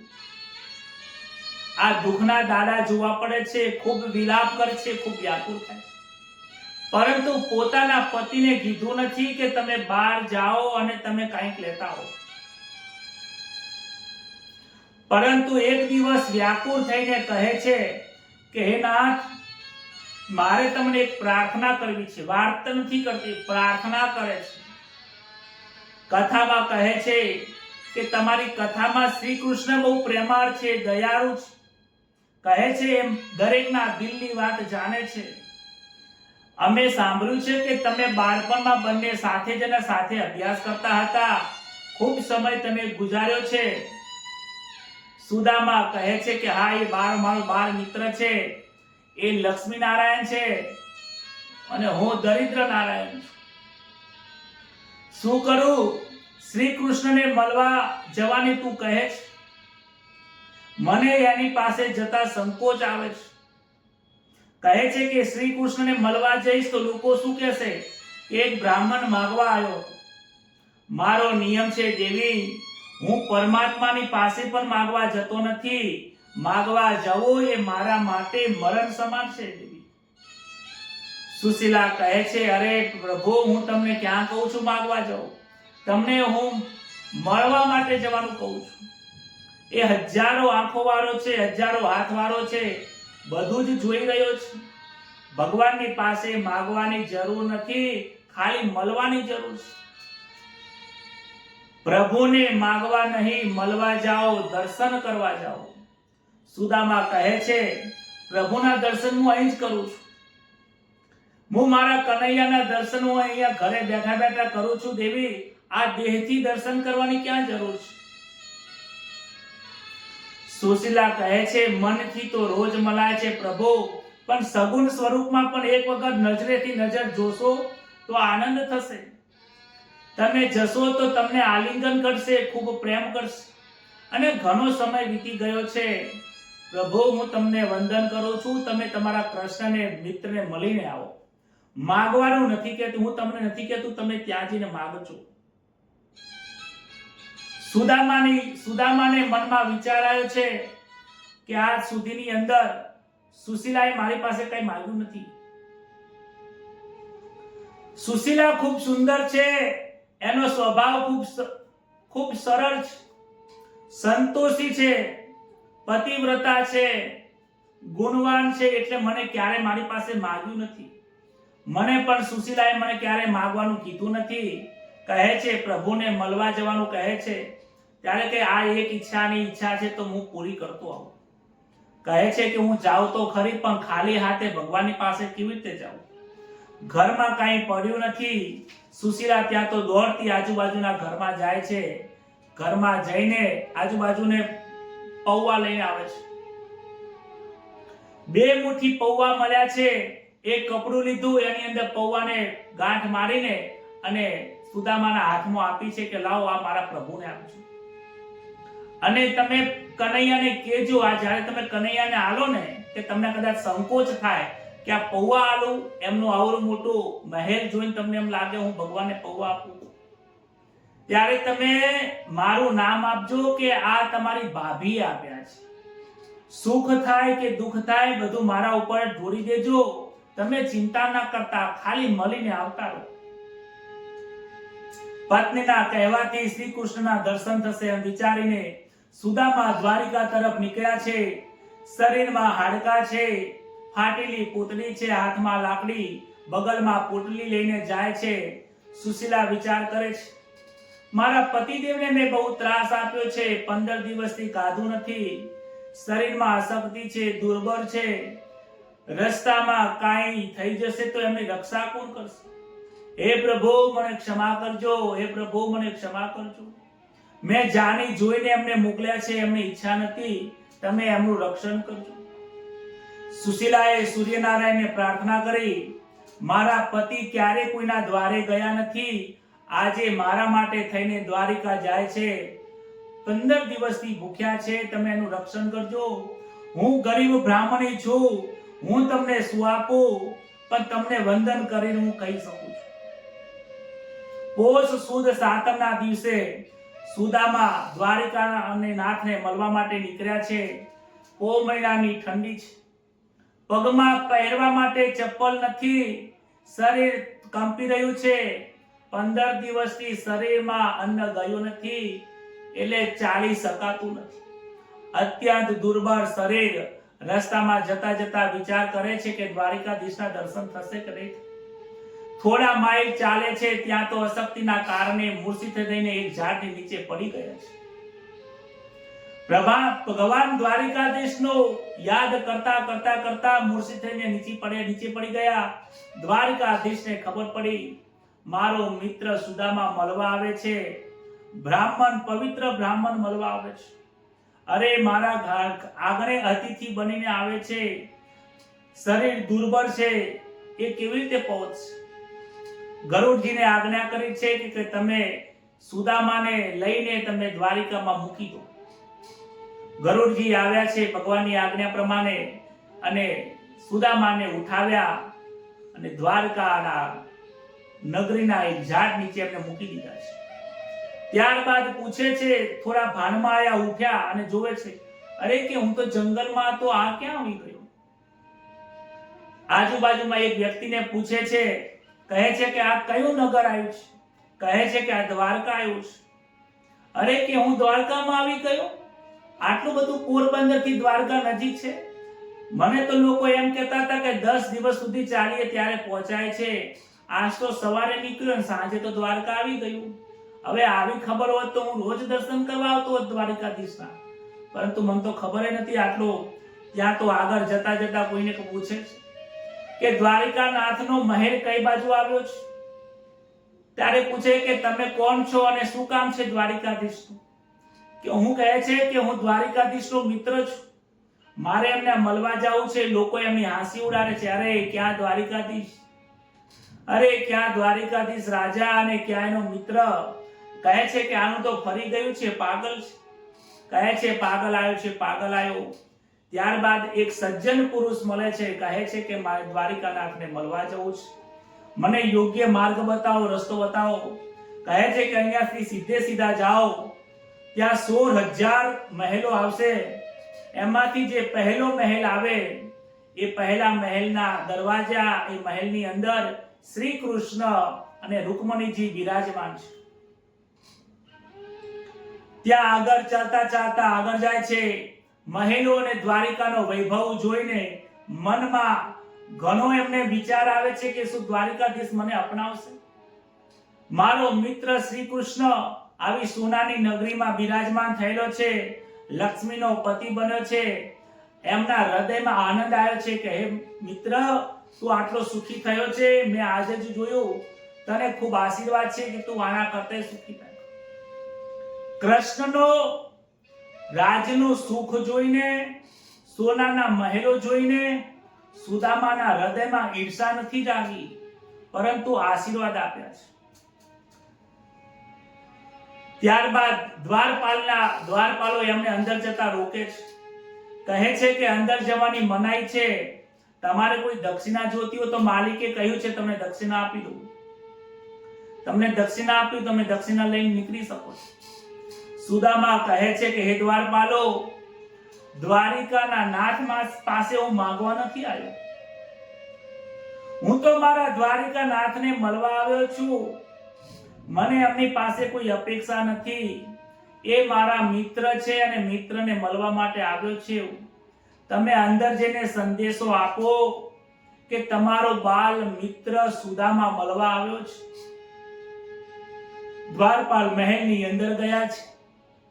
શ્રી કૃષ્ણને વંદન કરીને બોલે છે, મહારાજ, માલિક, દ્વારિકાધીશની જય હો, દ્વારિકાધીશની જય હો. માલિક, બહાર એક બ્રાહ્મણ આવ્યો છે,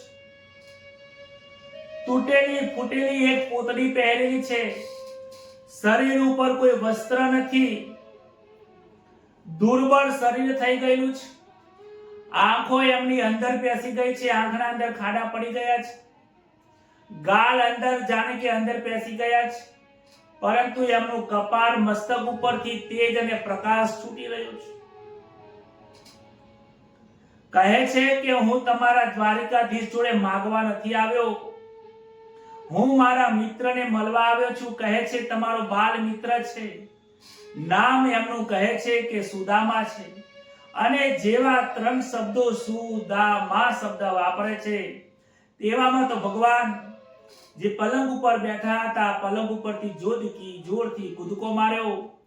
કૂદકો મારવાની સાથે કોઈ ભાન રહ્યું નથી કે મારો સુદામા આવ્યો છે, સુદામા આવ્યો છે. ક્યાં છે સુદામા? સુદામા કહીને શ્રી કૃષ્ણ મહેલમાંથી દોડતા જાય છે, દોડતા મહેલના પગથિયા ઉતરતા પિતાંબરનો પગમાં આવે છે. પિતાંબર પગમાં આવવાથી શ્રી કૃષ્ણ જમીન ઉપર પડી ગયા. ફરીથી ઊભા થાય છે, હે સુદામા મારો મિત્ર આવ્યો એમ કરીને દોડથી દ્વારના જોડે આવીને સુદામાને ગળે મળી જાય છે. પોતાના સાથી જોડે સરીખા એમને લગાવ્યા છે. સાથીએ ચાંપી દીધા. સુદામાની દશા જોઈને માલિકને અતિશય દુઃખ થયું છે. આંખમાંથી ચોધાર આંસુ વહી રહે છે. પ્રભુ વિચારે છે કે મારા મિત્રની આ શું દશા થઈ છે. અરે આવરો મોટો રાજા થઈને હું મારા મિત્રને ભૂલી ગયો. સુદામા મને માફ કરજે, હું તને મળવા નહીં શક્યો. સારું થયું કે આજ તું મારા મહેલે આવ્યો છે. આવા પવિત્ર બ્રાહ્મણને ઘરે ખબર લેવા જવાનું હતું. કહે છે કે મારે તારી ખબર લેવા આવવાનું હોય, પરંતુ હું ખબર લેવા ના આવ્યો. હે સુદામા મને ક્ષમા કરજે, આજે તું આવ્યો છે, મને બહુ આનંદ થયો છે. સુદામા કહે છે, વિચાર કરે છે, કનૈયાએ મને યાદ તો રાખ્યો છે, મને ભૂલી નથી ગયો. આટલું મોટું વૈભવ હોવા છતાં પણ આજે આ ગરીબ બ્રાહ્મણને યાદ રાખ્યો એ બહુ મોટી વાત છે. આજે લોકો પાસે 2 પૈસા અને એક મોટી ગાડી આવી જાય ને તો બાજુવાળાને ભૂલી જાય છે. અરે કુટુંબના ભાઈઓ જોડે વાતો કરવાનું બંધ કરી દે છે. વિચાર કરો, દ્વારિકાધીશની પાસે સોનાની નગરી હોવા છતાં પણ આજે એક ગરીબ બનીને સુદામાને એવી સેવા કરે છે કે જેને કોઈ મહેમાનો પાર નથી. શ્રી કૃષ્ણ સુદામાને મહેલમાં પોતાનો હાથ પકડીને ચાલીને લઈ જાય છે. વિચાર કરો, પોતાના પલંગ ઉપર એમને બિરાજમાન કર્યા છે. જે પલંગ ઉપર શ્રી કૃષ્ણ અને રૂકમણી સિવાય કોઈને બેસવાનો અધિકાર નથી, જે પલંગ ઉપર આ ત્રિલોકના નાથમાં કોઈની તાકાત નથી કે રૂકમણી અને શ્રી કૃષ્ણ સિવાય એ પલંગ ઉપર બેસે, એ પલંગ ઉપર સુદામાને બેસાડ્યા છે. અને સુદામાના નીચે ચરણમાં પલોઠી વારીને આજે શ્રી કૃષ્ણ દ્વારિકાધીશ બેઠા છે. દ્વારિકાનો નાથ નીચે બેઠો છે અને એક પવિત્ર ગરીબ બ્રાહ્મણને પલંગ ઉપર બેસાડ્યો છે. આ સમજાવે છે કે બ્રાહ્મણ જ્યારે ઘરે આવે ત્યારે સમકક્ષ બેસાય નહીં. બ્રાહ્મણ પૂજનીય છે. આપણે ભલે ગમે તેટલા મોટા હોઈએ, પરંતુ બ્રાહ્મણની નીચે બેસાય. દ્વારિકાના નાથ આજે નીચે બેઠા છે. રૂકમણીને કહે છે કે મારે આજે મારા માલિકની પૂજા કરવી છે, મારે મારા મિત્રની પૂજા કરવી. કહે છે મારો મિત્ર મારો માલિક છે. જગતના બ્રાહ્મણો એ મારા માલિક છે, મારા પૂજ્ય છે, મારું સ્વરૂપ છે. તમે જલ્દીથી ગંગાનું જળ લઈ આવો. રૂકમણી ગંગાજળ લેવા જાય છે. સુદામા માલિકના ચરણ, પોતાની ચરણ જોઈને આંખમાંથી આંસુની ધારા પહે છે.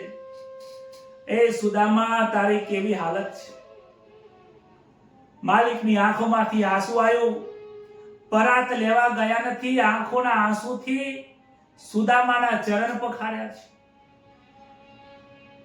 વિચાર કરો, એ પ્રેમની કેવી પરાકાષ્ઠા હશે. દ્વારિકાનાથ એક ગરીબ બ્રાહ્મણ, પવિત્ર બ્રાહ્મણના પોતાના આંખોના આંસુથી ચરણ પખાર્યા છે.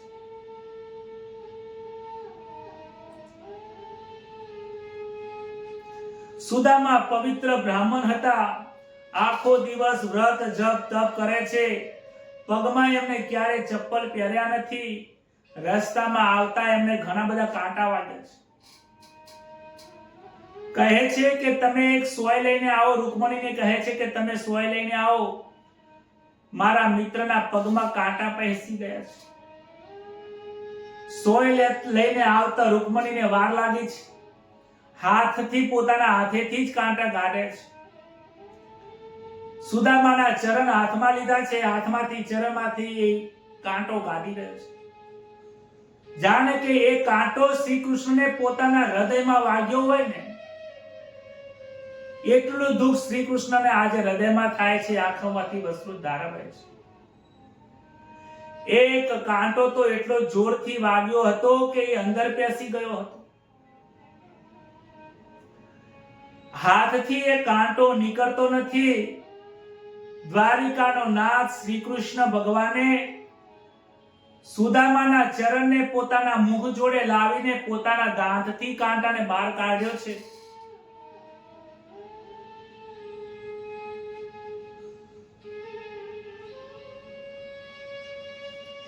કેવી પ્રેમની પરાકાષ્ઠા છે, કેવી મિત્રતા છે.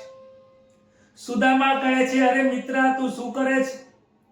તારા જેવા મોટા રાજાને મારા ચરણને તું મુખ લગાવે છે, એ શોભતું નથી. અરે રાણીઓ જોશે તો શું થશે? આ રીતે તું મારો કાંટો કાઢીશ નહીં. કનૈયો કહે છે, અરે મિત્ર, તું શું બોલે છે? હું તો તારો સેવક છું. આ સંપત્તિ બધી તારા પ્રતાપે છે. આ તારી સંપત્તિ તમારા જેવા પવિત્ર બ્રાહ્મણના આશીર્વાદથી આ ત્રિલોકનો નાથ બન્યો છું. આ સોનાની નગરી તમારા કૃપાથી પ્રાપ્ત થઈ છે.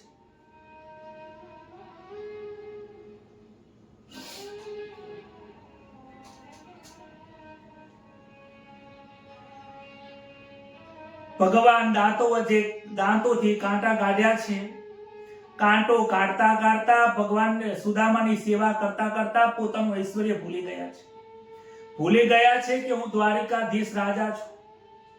સુદામાને શંકા ગઈ કે હું ગરીબ છું, શ્રી કૃષ્ણ મારું અપમાન તો નહીં કરે ને, પરંતુ આ મુખેથી દાંતથી કાંટો કાઢવાથી એમના મનની આ શંકા નીકળી ગઈ. સુદામાને સ્નાન કરાવ્યું છે, નવું પીળું પિતાંબર, અમૂલ્ય પિતાંબર પહેરાવ્યું, પૂજા કરી, બ્રાહ્મણની પૂજા કરી, હાર પહેરાવ્યો છે. ત્યારે શાંતિથી બેસીને બંને જણ બાળ ગોઠીની વાતો યાદો કરે છે. હે કનૈયા, મને બાળપણની વાતો યાદ આવે છે. કહે છે કે આપણે જંગલમાં ગયા હતા, ગુરુજીની જોડે અભ્યાસ કરતા હતા, ગુરુજીની સેવા કરતા હતા. તને યાદ આવે છે? કનૈયો કે હા, મને બધું યાદ આવે છે. અરે કહે છે સુદામા, મને એ પણ યાદ આવે છે કે જંગલમાં ગયા ને તો ત્યારે ચોરીને ચણા તું ખાઈ ગયો તો. તે કીધું કે મને ઠંડીના દાંત કકરાય છે, પણ તું જુઠ્ઠું બોલીને ચણા ખાઈ ગયો તો.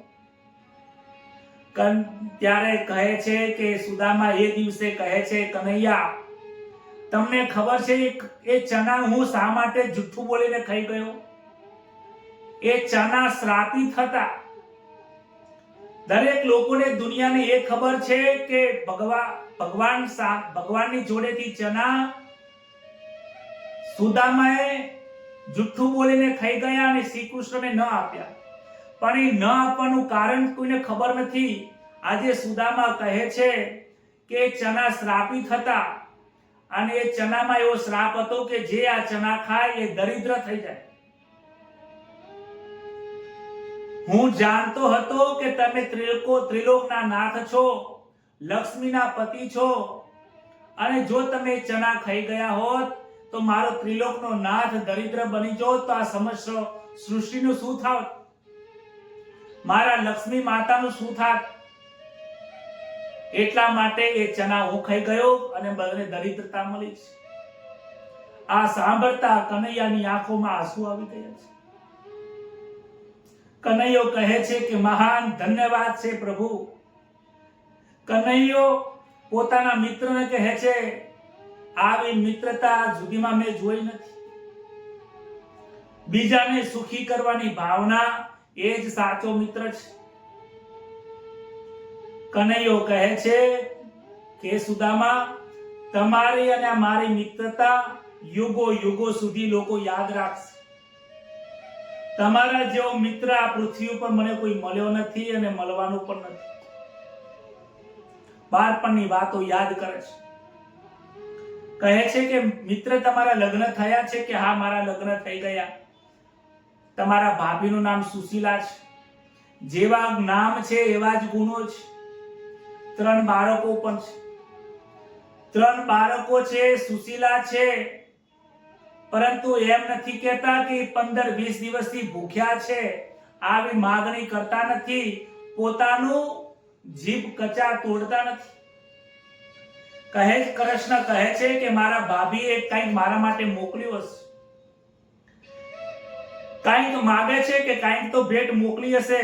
આટલા વિવેકી મારા ભાભી છે, સમજદાર હશે તો તમને ખાલી હાથે નહીં મોકલ્યા. સુદામા વિચાર કરે છે કે આવરી મોટી મહેલના અંદર બાજુમાં લક્ષ્મીજી ઊભા છે, રૂક્ષ્મણીજી ઊભા છે, અને જો એ બધાની સામે જો હું પૌવાની પોટકી આપીશ તો એમને દુઃખ થશે. કૃષ્ણ કહે છે કે મને મારા ભાભીએ જે મારા માટે મોકલાયું છે મને આપી દો. રૂક્ષ્મણી કહે છે કે પ્રભુ, તમે કોની જોડે માંગો છો? અરે આ ગરીબ બ્રાહ્મણ છે, તમને શું આપશે? અરે આ ગરીબની પાસે પહેરવા માટે કપડા નથી, તમને શું આપશે? તમે કહેતા હો તો હું એમના ઘેર વસ્તુ મોકલાવી દઉં. આ વાત સાંભળતા દ્વારકાધીશને ક્યારે પણ ગુસ્સો નથી આવ્યો, પરંતુ પોતાના મિત્રને ગરીબ કહેવાથી, પોતાના મિત્ર જોડે પહેરવાના કપડા પણ નથી આવો ગરીબ કહેવાથી આજે રૂક્મણી ઉપર એમને ખૂબ જોરથી ગુસ્સો આવ્યો છે. હે રૂક્મણી, તમે મને છોડીને જતા રહો. તમે તું કોણ છે? આજે રૂક્મણીને તું કહીને બોલાવે છે. હે રૂક્મણી, તું કોણ છે? મારા મિત્રને તું ગરીબ કહેનારી. અરે તું જે સુખ ભોગવી રહી છે ને, એ સુખના આશીર્વાદ આ મારા મિત્રના છે. આજે ત્રિલોકનો નાથ હું બન્યો છું એનું કારણ મારો આ મિત્ર છે. અને તું મારા મિત્રને એમ કહે છે ગરીબ છે, એ તને શું આપશે? જા, હું તારો ત્યાગ કરું છું, તું આ રૂમમાંથી નીકળી જા. આવું સાંભળીને રૂક્મણીને પણ બહુ દુઃખ થયું. પ્રભુ ક્ષમા કરો, મારી ભૂલ થઈ ગઈ. સુદામા ગરીબ નથી, સુદામા જેવો શ્રીમંત કોઈ નથી. સુદામાએ બગલમાંથી જે પોતાની પૌવાની પોટલી હતી દબાઈ રાખતા હતા.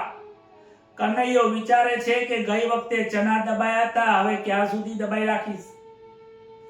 આજે તો ઝૂંટવીને લઈ લીધા છે, ખોલ્યા છે, અને પોટલી ખોલીને જોવે છે તો પૌવા છે.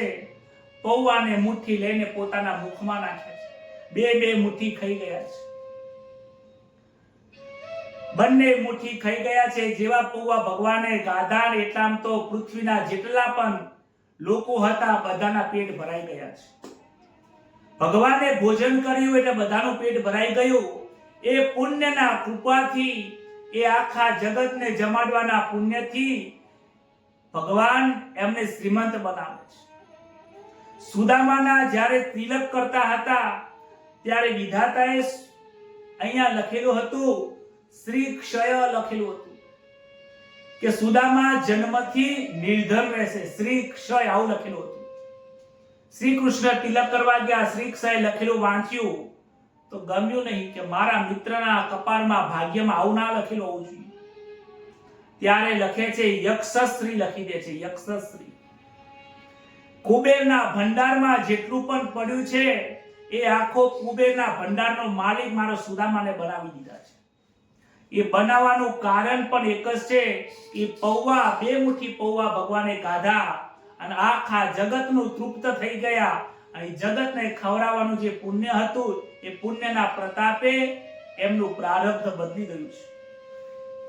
આખો દિવસ થયો, સાંજનો સમય થયો, રાત્રિએ અનેક પ્રકારનો સત્સંગ કર્યો, વાતો કરી, બીજા દિવસનો સમય થયો.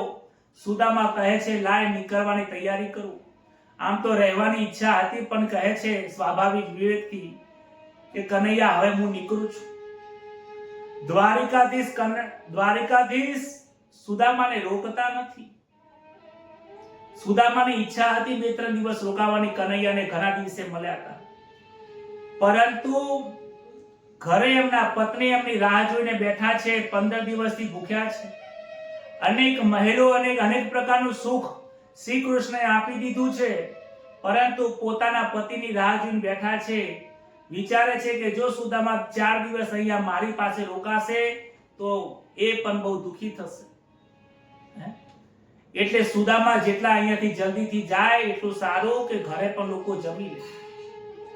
ત્યારબાદ સુદામાએ 2 હાથ જોડીને વંદન કર્યા. શ્રી કૃષ્ણએ પણ સુદામાને વંદન કર્યા છે. સુદામાએ પોતાની જે પૂતળી હતી એ જૂની પૂતળી પહેરી લીધી, અને જે પિતાંબર હતું એ પિંડા પર બહાર કાઢીને મૂકી દીધું છે.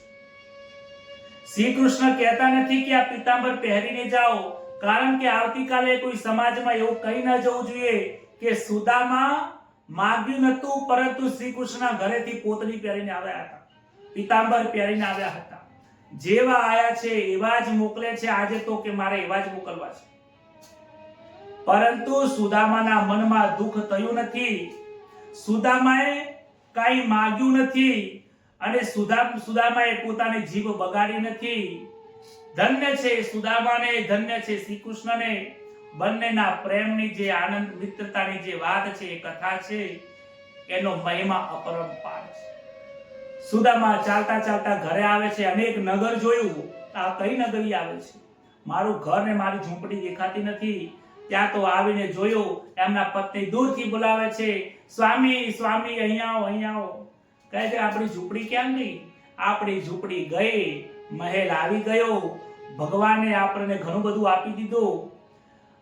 સુદામા શ્રી કૃષ્ણને ત્યાં બેસીને પ્રાર્થના કરે છે, હે કનૈયા, મારે આ સંપત્તિ જોતી નથી, મારે તારી ભક્તિ જોવે છે. સંપત્તિમાં ભક્તિ થતી નથી, પણ કોઈ વાંધો નહીં, તારી ઈચ્છાથી તે આપ્યું છે. હવે અતિશય સંપત્તિ મળી છે, હવે હું અતિશય ભક્તિ કરીશ.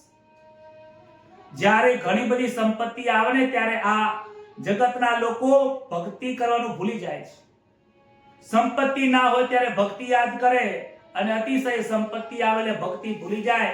સુદામા કહે છે અતિશય સંપત્તિમાં અતિશય હું ભક્તિ કરીશ. ભક્તિ કરવાનો આ મને તક મળ્યો છે, એ ગુમાવવા જેવો નથી. જે આ તકને, આ મનુષ્ય જન્મનું જે તક, ભાગવત કથા પ્રાપ્ત કરવાનો જે સમય મળ્યો છે, એ સમયને જે બરબાદ કરે છે એના જેવો કોઈ મૂર્ખ નથી. એનું તકદીર ટૂંકું બને છે. ત્યારબાદ ગોપીઓ અને પ્રેમને નિહાળી પ્રભુ અને પોતાની જાતને પણ ધિક્કારવા લાગી છે. કહે છે દરેક લોકો પણ વિચાર કરે છે કે ગોપીઓનો પ્રેમ કેવો છે. ગોપીઓનો પ્રેમ એટલો બધો હતો, આનંદ એટલો બધો હતો કે રાજાની જે રાણીઓ છે પોતાને ધિક્કારે છે કે આ ગોપીઓને પ્રેમ કેટલો પ્રાપ્ત થયો છે. એક વખત એવું બન્યું કે રાધાજીના પ્રેમને જોઈને બીજી બધી રાણીઓને ઈર્ષ્યા આવે છે. એટલે ગરમ ગરમ દૂધ લઈને રાધાજી જોડે ગયા છે. રાધાજીને કહે છે કે તમે આટલો બધો પ્રેમ કેવી રીતે કરો છો? અમારા દ્વારિકાધીશ શ્રી કૃષ્ણ તમને આટલો બધો પ્રેમ કેમ કરે છે? પ્રેમ કેવો છે, પ્રેમ કેવી રીતે કરાય છે એ અમને સમજાવો. આટલો બધો ગોપીઓની પાછળ પ્રેમની પાગલ કેમ છે? રાધાજી બોલતા નથી, કારણ કે પ્રેમ શબ્દને શબ્દોમાં વર્ણન કરી શકાય એવું નથી. રાધાજી કોઈ શબ્દ જવાબ આપતા નથી. ગરમ ગરમ દૂધ આપે છે, રાધાજી ના પાડે છે, મારે દૂધ નથી પીવું. છતાં પણ ખૂબ આગ્રહ કરે છે, ખૂબ આગ્રહ અને દુરાગ્રહ કરે છે. ત્યારે રાધાજીને ખબર છે કે ગરમ દૂધ છે. ગરમ દૂધ પી ગયા છે. ગરમ દૂધ પીવાથી હૃદય એમનું દાઝ્યું છે. રાધાજીના હૃદયમાં ફૂલ્લા પડ્યા છે. એ દિવસે રાત્રિનો સમય થયો. રૂકમણીજી ભગવાનના ચરણના સેવા કરી રહ્યા છે. ચરણની સેવા કરતા કરતા પગમાં ફૂલ્લા પડેલા જોયા કે પ્રભુ આજ તમે બહાર ગયા નથી, મહેલમાં છો, તો આ કયા કારણે પગમાં ફૂલ્લા પડ્યા? કનૈયો કહે છે મારે તમને કંઈ કહેવું નથી, તમે જેમ કરતા એમ કર્યા કરો. ના પ્રભુ તમે મને કહો કે આ ગુપ્ત વાત છે, કહેવાની જરૂર નથી. ના કે પ્રભુ આજ તો તમારે કહેવું પડશે. તો સાંભળો, તમારે સાંભળવું હતું. શ્રી રાધાજી જે છે, આજે તમે રાધાજીને જઈને ગરમ દૂધ પાયું ને, કે હા એના કારણે કે મને પગમાં ફૂલ્લા પડે છે. કે રાધાજીને ગરમ દૂધ પીધું, તમારા પગને શું લેવા દેવા છે? તો કે હે રૂકમણી, શ્રી રાધાજીના હૃદયમાં મારા ચરણ રહેલા છે. રાધાજી સદાય એમના હૃદયમાં મારા ચરણને રાખે છે. તમે ગરમ દૂધ પીધું અને ત્યાં મારા ચરણ બળી ગયા છે. આ કથા રૂકમણી અને રાધાજીની નથી. આ આપણને બોધ આપે છે. આજની કથા આપણને શીખવાડે છે કે દરેક જીવાત્માના હૃદયમાં ભગવાન શ્રી કૃષ્ણ બિરાજમાન છે. જે હૃદયમાં ભગવાન શ્રી કૃષ્ણ હોય એ હૃદયની અંદર બીજું કેવી રીતે મૂકી શકાય? એ હૃદયમાં મળ કેવી રીતે મૂકી શકાય? ખોટી વસ્તુઓ કેવી રીતે મૂકી શકાય? આશા તૃષ્ણાઓને હૃદયમાં કેવી રીતે મૂકી શકાય? શુદ્ધ ચૈતન્ય સ્વરૂપ પરમાત્મા દરેકના અંદર બિરાજમાન છે. આજની કથા કરીને ખૂબ આનંદ થયો છે. મિત્રતાનું એક ઉદાહરણ, શુદ્ધ મિત્રતાનું એક ઉદાહરણ આપણને પ્રેમનું પ્રાપ્ત થયું છે. આવો આજે શ્રી કૃષ્ણ અને સુદામાના જે પ્રેમના મિલનની જે કથા હતી, એ મિલનના કથામાં આપણે સહયોગ કરીએ, સહભાગી થઈએ અને આપણે પણ આનંદ કરીએ. આવો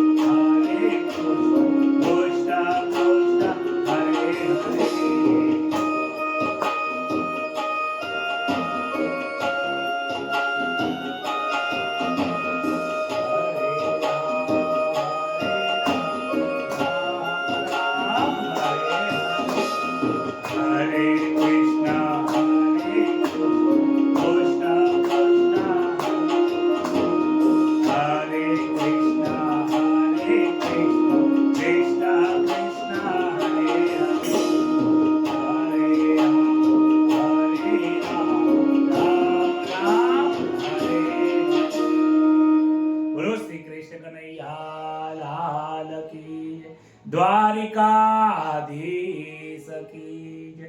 નમઃ પાર્વતી પતये. હર હર મહાદેવ. આજની કથા ખૂબ પ્રેમની કથા હતી. ભગવાનના જીવાત્માને શિવની સાથે રૂકમણી અને ભગવાન શ્રી કૃષ્ણના લગ્નના વિવાહની કથા હતી. આપણા સુરતાને પણ ભગવાનની સાથે વિવાહ કરાવવાના જરૂરી છે. સદગુરુ વગર એ શક્ય નથી. અને સુદામાને શ્રી કૃષ્ણના પ્રેમની જે જોડી છે, ભગવાને પ્રેમ સિવાય બીજું કંઈ પીરસ્યું જ નથી, કારણ કે ભગવાન ખુદ પ્રેમ સ્વરૂપ છે. આજની કથાને મારા શબ્દોને હું અહીંયા વિરામ આપું છું. આવતીકાલે 21મો દિવસ ભાગવત કથાનો, જ્યાં પરીક્ષિત રાજાના મોક્ષની કથા આવશે. ત્યારબાદ આપણે કથાને ત્યાં વિરામ આપીશું. સૌને જય શ્રી કૃષ્ણ. આજની કથા કેવી લાગી જરૂરથી જણાવશો. શુભરાત્રી.